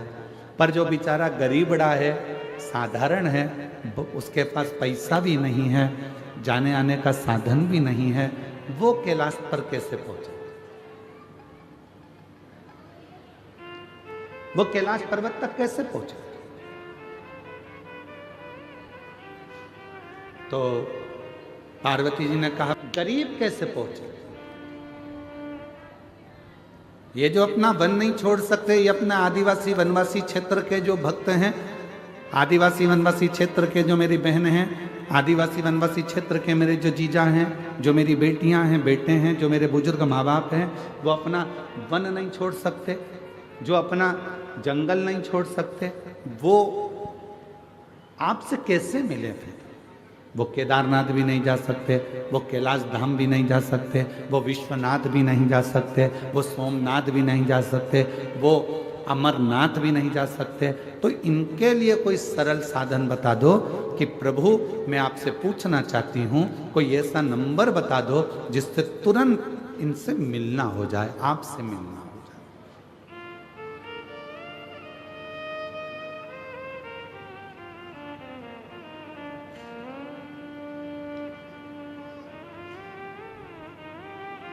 कोई ऐसा नंबर महाराज?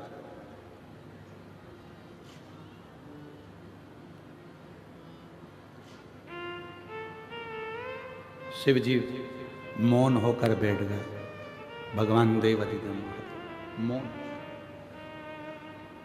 कुछ बोले। फिर पार्वती जी ने कहा बताओ ना, कैलाश पर साधारण व्यक्ति नहीं पहुंच सकता, केदार पर नहीं पहुंच सकता, काशी नहीं पहुंच सकता, कोई ऐसी जगह बता दो जहां पर आप तुरंत मिल जाएं। तब भगवान शिव जी ने कहा पार्वती, अगर मुझे तुरंत पाना है, एक क्षण में मुझे चाहिए, तो अपने दिल में मुझे झांक कर देखना प्रारंभ कर दो। मैं तुम्हारे हृदय में विराजमान, मैं अपने हृदय के दिल में।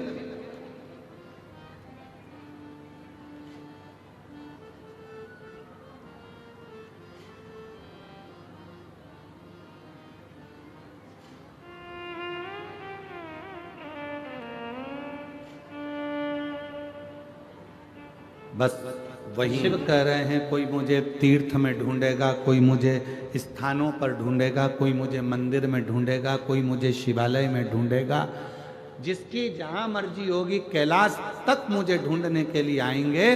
दुनिया के लोग सब जगह ढूंढते हैं, पर ईश्वर जो उसके अंदर बैठा हुआ है वो अंदर झांक कर नहीं देखता।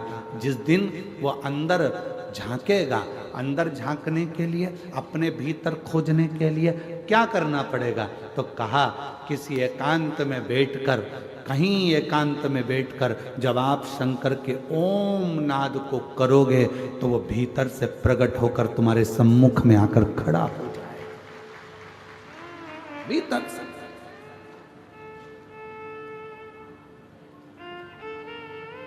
दर्शन किया, पूजन करी, अर्चना करी, दर्शन किया। आश्रम की मिट्टी में बैठकर अगर 2 मिनट भी कोई वहां पर तप में, साधना में, समाधि में लग जाए। मैं विशुद्धानंद महाराज स्वामी को प्रणाम करता हूं। डाल के जहां जिसको जगह मिल जाए वो वहां बैठ जाना और अपनी कथा का रस तत्व ग्रहण करना। कभी अगर प्रशासन अनुमति देगा तब, बाबा की कृपा। क्योंकि खर्चा काय में होता है, पंडाल में हो जाता है, तो ये खत्म, टेंशन ही मिटा दे। तो बैठो खुले में, और माइक सिस्टम का पैसा भी नहीं देना है महाराज।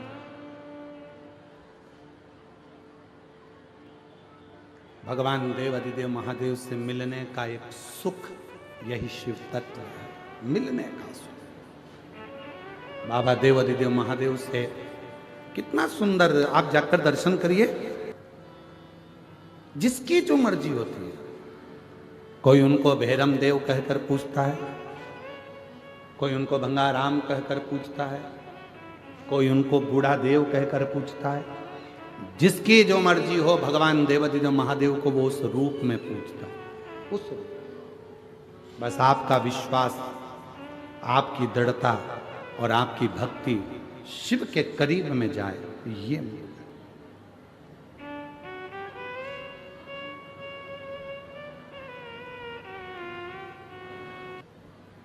भगवान शिव की पवित्र कथा कर रहे। पार्वती, दुनिया के लोग मुझे केदार में ढूंढेंगे, दुनिया के लोग मुझे कैलाश पर ढूंढेंगे, पर अपने भीतर नहीं ढूंढेंगे। और भीतर ढूंढने का फल क्या है? तारकासुर की कथा कहते हैं, ब्रह्मा जी ने वर मांगने को कहा तारकासुर से कि तू वर मांग ले, और तारकासुर वर मांगता है कि अगर मेरे प्राण छूटे तो शिव जी के पुत्र के द्वारा छूटे।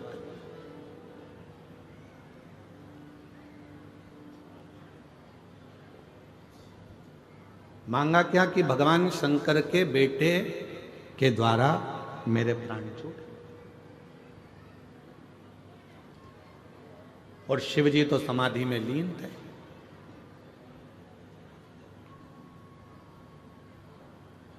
क्यों?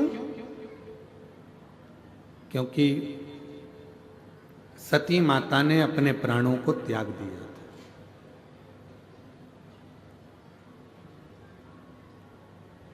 और जब तक शिव जी की शादी नहीं होगी, विवाह नहीं होगा, तब तक उनका बेटा भी नहीं होगा। और तारकासुर शंकर भगवान का इतना बड़ा उपासक था, शिव की इतनी भक्ति करता था तारकासुर, कि शिव जी को अकेले नहीं देखना पसंद था। वो सोचता था माँ इनके साथ में रहे, या तो माता सती इनके साथ रहे, या इनकी अर्धांगिनी इनके साथ में रहे, तो मुझे। पर अब सती मैया तो जलकर भस्म हो गई।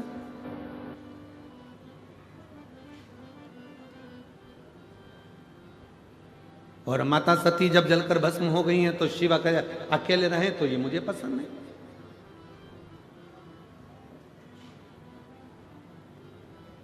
भगवान को अकेले कैसे रहेंगे? तारकासुर ने ब्रह्मा जी से वर मांग लिया, वर।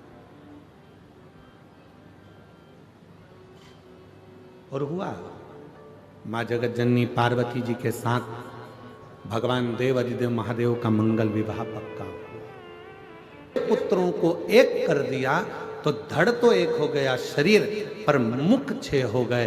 कर्तिकाओं ने उसका सुंदर स्वरूप देखा तो उस बालक का नाम कार्तिकेय रख दिया। और जब कार्तिकेय तारकासुर का संहार करने के लिए गए तो मां जगत जननी पार्वती जी देख रही थी।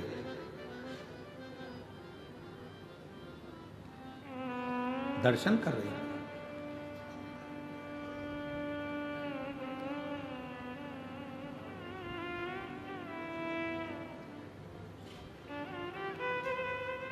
रोका कार्तिकेय को, रुको जरा कार्तिकेय।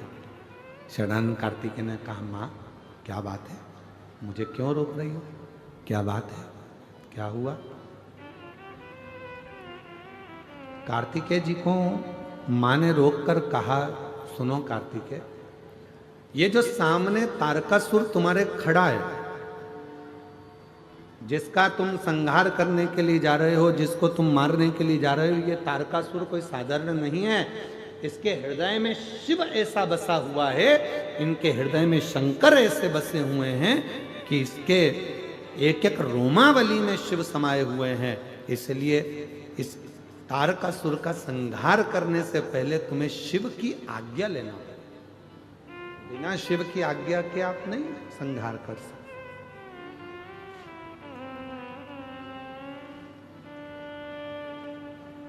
कितना भी प्रयास कर लेना, शिव महापुराण की कथा में आप पहुंच ही नहीं सकते जब तक मेरे देव अधिदेव महादेव खुद तुमको इशारा कर ना बुला ले, तब तक तुम कथा में नहीं आ सकते। आप नहीं पहुंच पाएगा। मेहमान आ जाएंगे, रिश्तेदार आ जाएंगे, नातेदार आ जाएंगे, कुटुंब आ जाएगा, कुबीला आ जाएगा, कोई ना कोई आ जाएगा। तो जब तक उसकी कृपा ना हो, जब तक वो करुणा ना करे, जब तक वो दया ना करे, तब तक दुनिया का कोई व्यक्ति शिव महापुराण की कथा में पहुंच ही नहीं सकता। सभी कथाओं में जाना सरल है।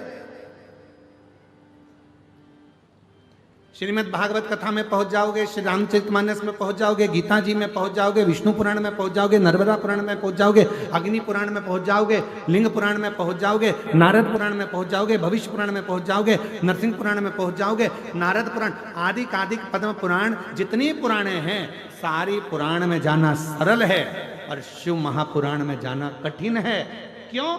क्योंकि ये वो पुराण है, शंकर भगवान उसी को कथा में बुलाते हैं जिसको शंकर भगवान को देना होता है, वरना बुलाते ही नहीं।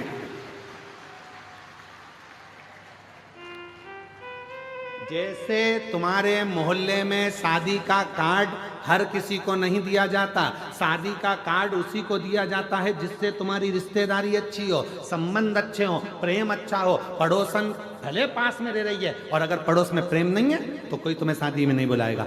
भले तुम्हारी सग्गी बहन है पर प्रेम नहीं है, नहीं बुलाएंगे। कई कई भाइयों में प्रेम नहीं रहता, एक दूसरे को नहीं बुलाते।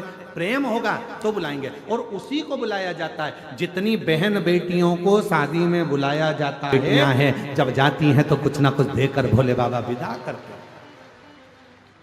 और वो जो देता है वो दुनिया में कोई नहीं देता, जो वो देता है। एक माता जी ने लिखा पत्र में,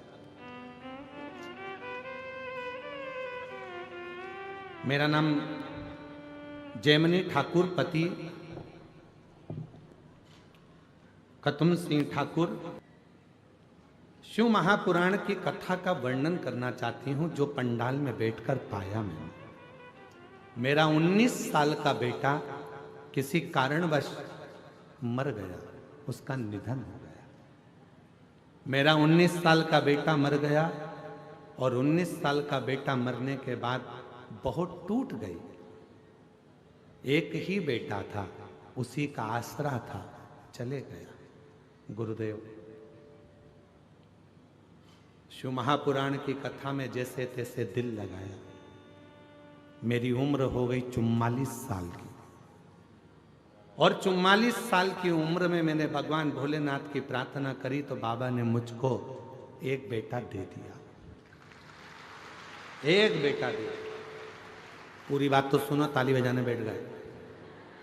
काय ताली बजा रहे पहले, बोलो सुनो। 44 साल की उम्र में बाबा ने मुझको एक पुत्र दे दिया। वो बेटा 1.5 साल का हुआ, गिर गया, मर गया। 19 साल का बेटा गया, 44 साल की उम्र हुई, बेटा 1.5 साल का हुआ, मर गया। इतनी टूट गई, भोले बाबा आपने मुझे बेटा तो दिया, फिर वापिस ले लिया। बाबा कृपा करो। डॉक्टर को क्या बोलूं मैं। फिर किसी ने कहा एक बार फिर बाबा की कथा सुनो। पंडाल में बैठकर यदि वहां की मिट्टी को लगाएगी ना, गर्भ जरूर ठहरेगा। डॉक्टर ने तो कह दिया था कि अब तुम 50 के करीब में पहुंच चुकी हो, औलाद नहीं होगा।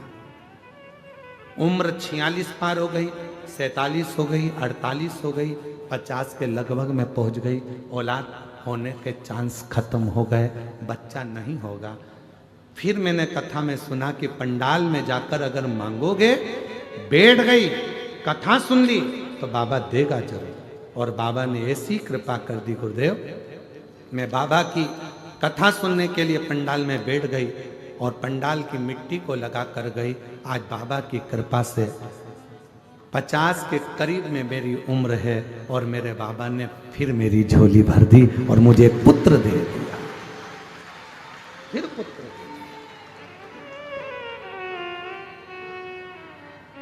तुम उसकी बेटी हो। ये व्यासपीठ आपको जीजी कहती है, आपको जीजा कहती है, आपको बेटी कहती है, आपको बेटा कहती है, आपको माता पिता कहती है। ये व्यासपीठ शायद दुनिया में एक व्यासपीठ ऐसी है शिव महापुराण कुबेरेश्वर धाम की जो आपसे संबंध जोड़ती है, और वो संबंध होता है बेटी और बाप का। वो संबंध होता है एक बहन और भाई का। ये संबंध की पीठ है। झारखंड में बाबा वैद्यनाथ जी विराजमान है, जिनको देवघर कहा जाता है। क्या कहते हैं उसको? देवघर। वहां देवघर कहलाता है, पर सीहोर का कुबेरेश्वर धाम देवघर नहीं, बाबा घर कहलाता है।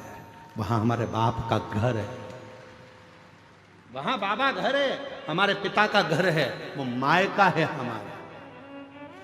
आप आते हो, कथा के पंडाल में बैठ जाते हो, लोगों को लगता है कि कथा में सुनने के लिए नहीं, इतनी पुराने होती है, इतने शास्त्र होते हैं, सुनने के लिए लोग वहां जाते हैं।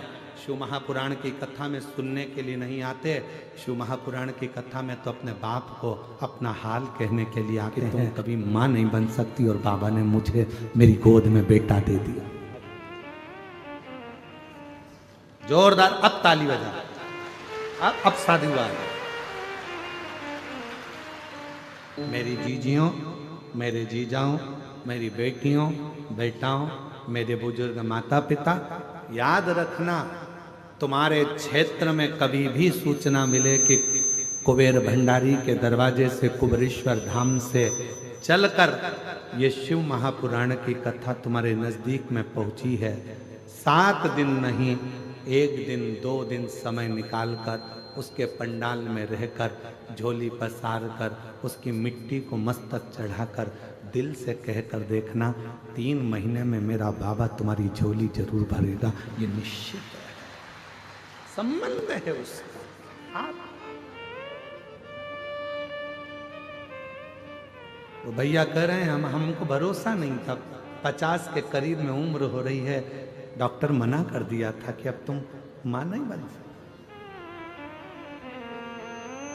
और आप मेरी जीजियां यहाँ बैठी हैं, ईमानदारी से बोलना, क्या 50 साल की उम्र में संतान का योग बनना सरल हो सकता है? तुम अपने मन पर हाथ लगाकर विचार कर सोचना, क्या हो सकता है? पर विधि के विधान को भी जो पलट दे, देवताओं का काम है भाग्य लिखना, और भाग्य को पलटने का काम है देवाधिदेव महादेव का। वो पलट कर रहे हैं, पलट कर रहे हैं। जब वो कृपा करता है तो दुनिया देखती है। वो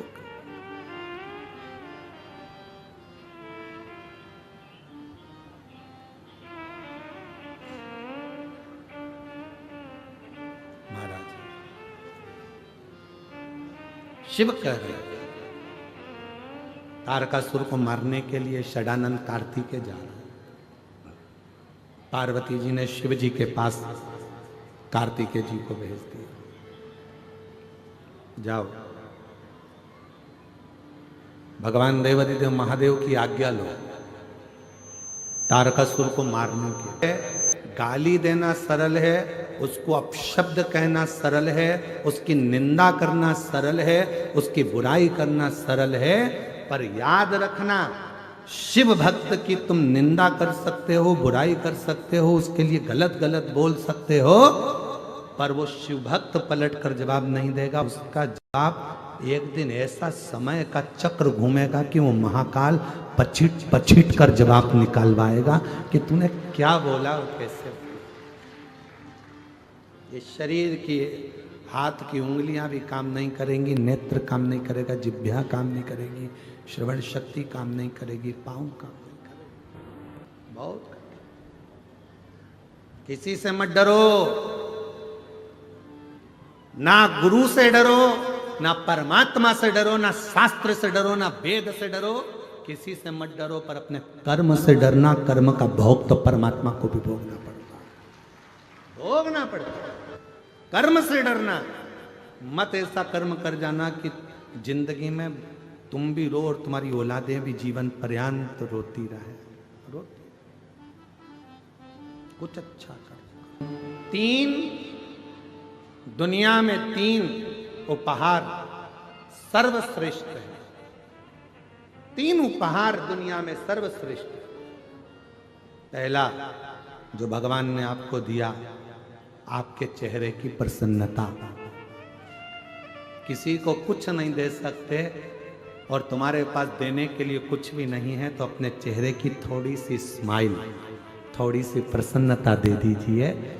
चेहरा खुश दिखेगा तो सामने वाले को अपने आप उपहार मिल गया, समझ लेना, सब कुछ मिल गया। तीन उपहार हैं जो दुनिया वाले को परमात्मा ने दिए हैं। पहले नंबर का आपके चेहरे की प्रसन्नता, वो केवल मनुष्य को दिए। मुस्कुरा लो, हंस लो। हमने पहले भी कथा में कहा था, हंस लो इन दांतों से खिल खिला के, नहीं तो एक दिन गिर जाएंगे हिल हिला के।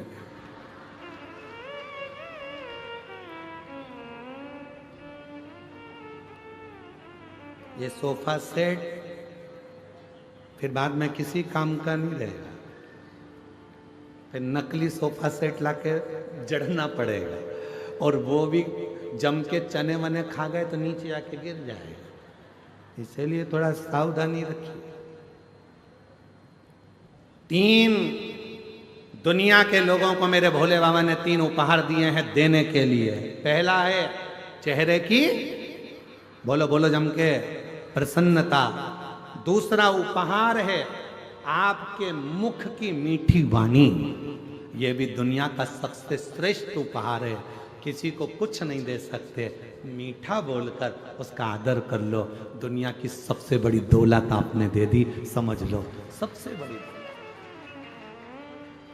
अभी अभी तुम यहां बैठे हो, जरा सा टेढ़ा आड़ा बोल के देखो,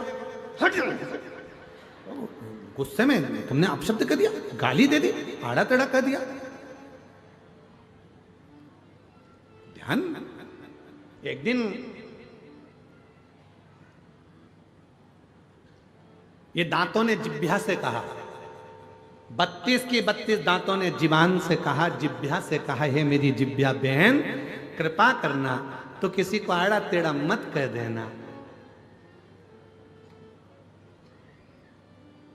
ए जिह्वा बहन, तो किसी को आड़ा टेढ़ा। जिह्वा ने दांतों से कहा, काट मत देना, मैं तुम्हारी 32 भाई की एक ही बहन हूँ जीवान, तुम मुझे काट मत देना। तो 32 भाइयों ने कहा बहन तू चिंता मत कर, हम तुझे कभी नहीं काटेंगे, पर तू हम पे कृपा करना, किसी से आड़ी टेढ़ी मत बोल देना, नहीं तो एक ही में पूरा भाई की भाई निपट जा। 32 की 32 भाई, तू कृपा कर, तू दया।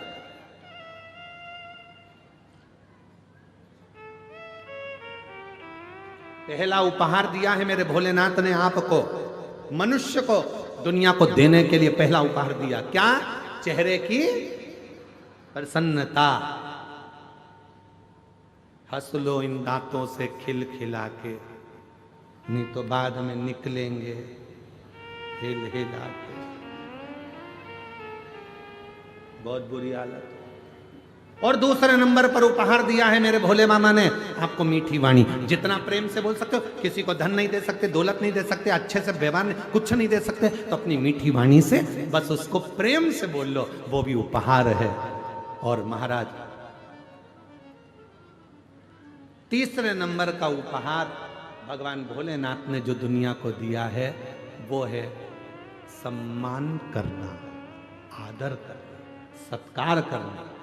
कुछ मत करो, किसी को कुछ नहीं दे सकते तो आदर दे दो। आओ भैया जी बैठो, भाभी जी कैसे हैं, भैया ठीक हैं, काका जी ठीक हैं, काकी जी ठीक हैं। ये आदर के शब्द एक दूसरे को देना प्रारंभ कर दो। सुबह से उठो, सास से कितना भी झगड़ा हो तो भी उससे प्रेम से आदर पूर्वक बात करो। और सास से निवेदन है, बहू कितनी भी गलती करे उसकी गलतियों को माफ कर कर बेटी जैसा आदर देकर उसको गले लगाना प्रारंभ करो। वो आदर का संस्कार, वो आदर का संस्कार। ये 3 उपहार हैं जो मेरे भोले बाबा ने दुनिया के लोगों को दिए।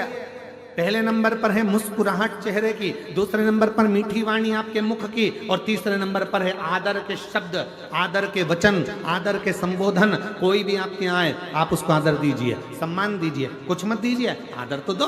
साहब कहाँ से आए हो, बैठो ना साहब, राम राम साहब, कृष्ण जी साहब, श्री शिवाय नमस्तुभ्यम, हर हर महादेव भैया जी क्या बात है, कैसे हो। आदर का संबोधन। घर में आए हुए ना जाने कौन सा पुण्य करा होगा जो तुम्हारे यहाँ कोई आ रहा है, अगर पुण्य भी नहीं होता तो कोई किसी के यहाँ जाता भी नहीं। कौन सा पुण्य करा?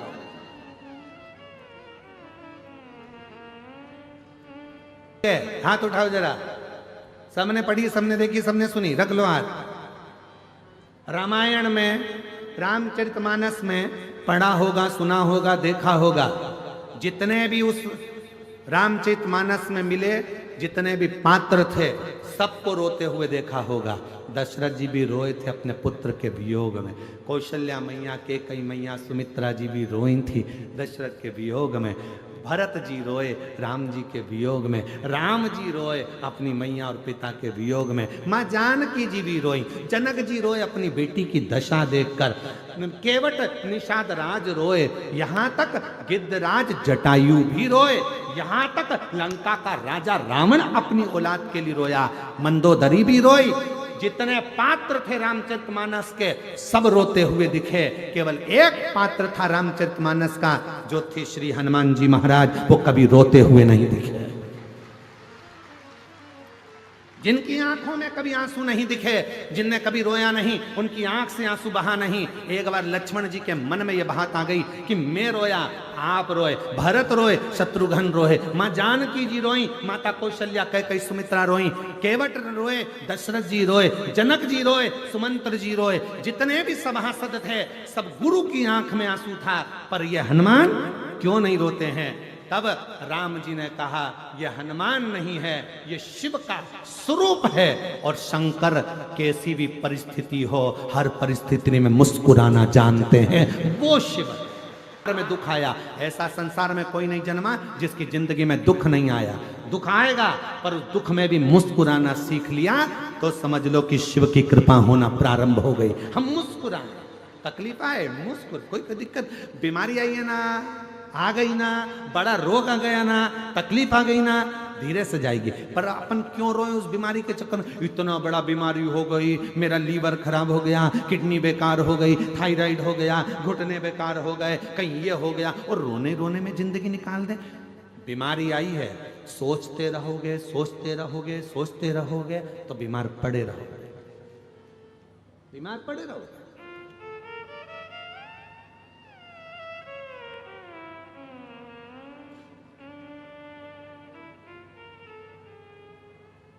एक बात हम आपको कभी नहीं बोले, आज हम बोलना चाहेंगे।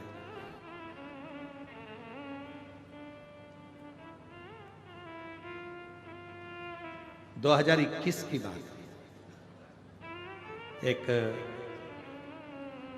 लड़की हरियाणा की एक बेटी अपनी मम्मी को लेकर पापा के साथ आई। मम्मी पापा दोनों थे। उस बेटी ने कहा, गुरुजी 2021 का चरित्र, हम बाबा के धाम पर थे, कुबरेश्वर धाम पर। मेरी मम्मी को कैंसर हो गया और डॉक्टर ने लास्ट स्टेज का बोला। हमने कहा,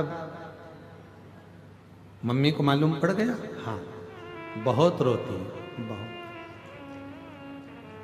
ठीक है, ऑपरेशन का बोला है क्या? नहीं, इनकी उम्र हो चुकी है बहुत, तो अब ऑपरेशन का डॉक्टर मना कर। गठान भी बड़ी है, कैंसर भी है। ठीक है, कितना समय का डॉक्टर बोला का? 6 महीना ये जी जाए तो जी जाए। ठीक है, अब वो माँ कैंसर कैंसर कैंसर कैंसर। हमने कहा अब तुम्हारी मम्मी को लेकर आओ, अपन उनसे मिलते हैं।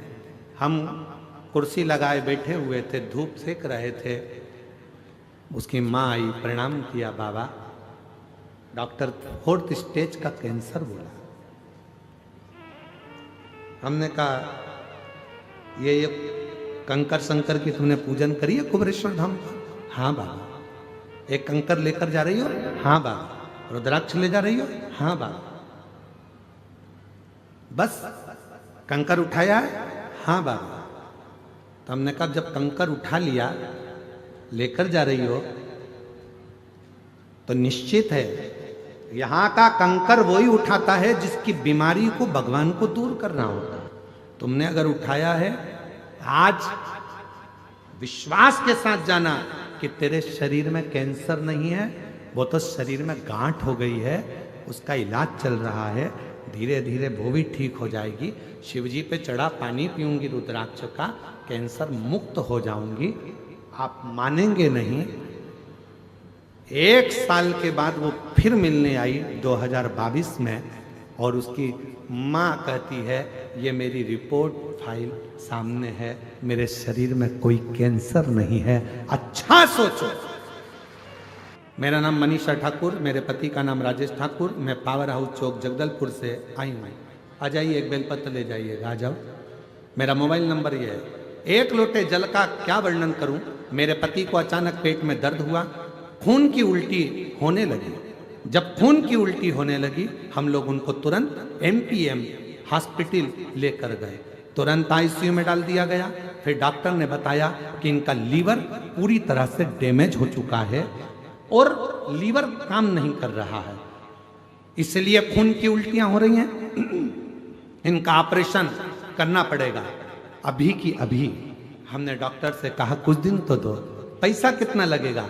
50 लाख के करीब में इसका खर्चा है, पूरा मिलाकर 50 लाख रुपए लग सकते हैं।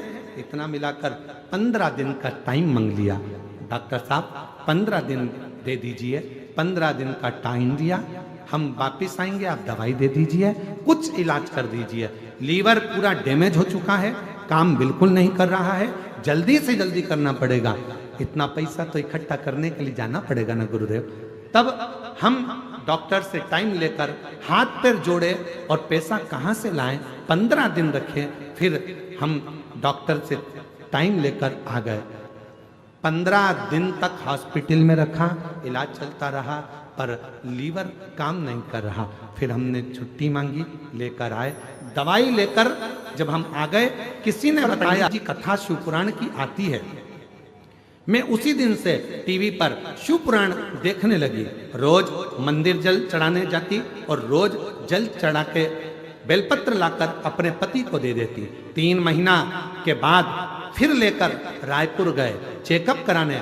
डॉक्टर ने चेकअप करके बताया इनका लीवर काम करने लगा है, ऑपरेशन कराने की जरूरत नहीं है। पशुपतिनाथ का व्रत और शिव जी की कृपा।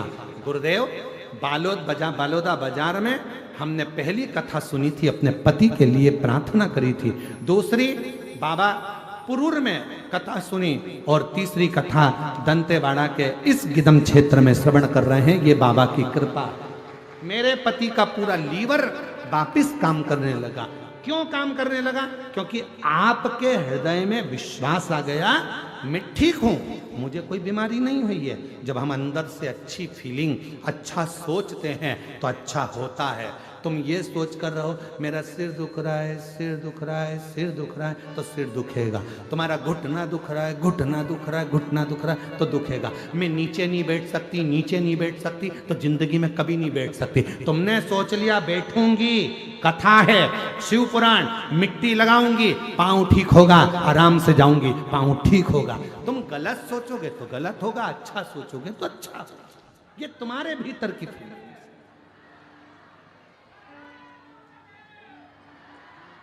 अब तुम जो सोचो तुम अच्छा सोचिए।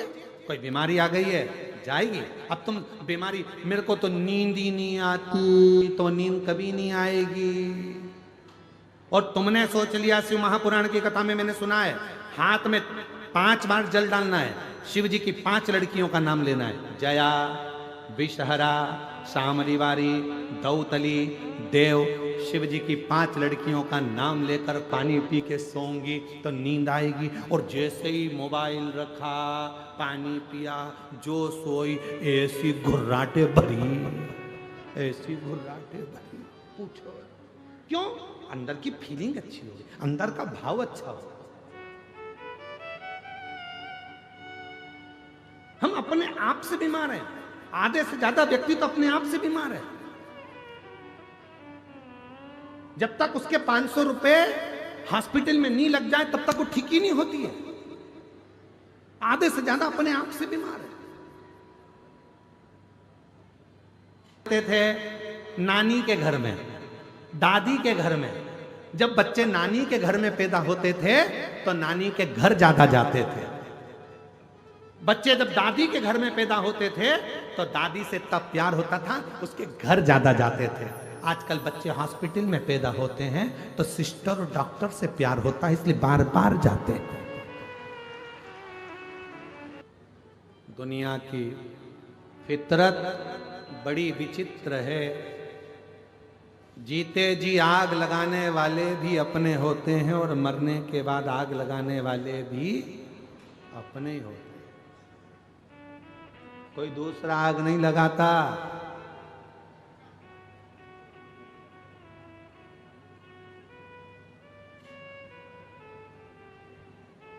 कल कोई कह रहा था गुरुजी आजकल तो ठंड भी नहीं पड़ रही है। हमने कहा आग लगाने वाले इतने हो गए, काहे की ठंड पड़े? दिन भर तो आग लगा रहे हैं, यहाँ से जाके माँ आग लगा देंगे, वहाँ से जाके माँ आग लगा देंगे। कोई बहू में आग लगाए, कोई सास में आग लगाए, कोई बहन बहन में आग लगाए, कोई भाई बहन में आग लगाए, कोई ऊंचे पद पर कौन बढ़ रहा है तो फिर आग लगाना चालू कर दी। इतने आग लगाने वाले बढ़ गए कि ठंडी चली गई।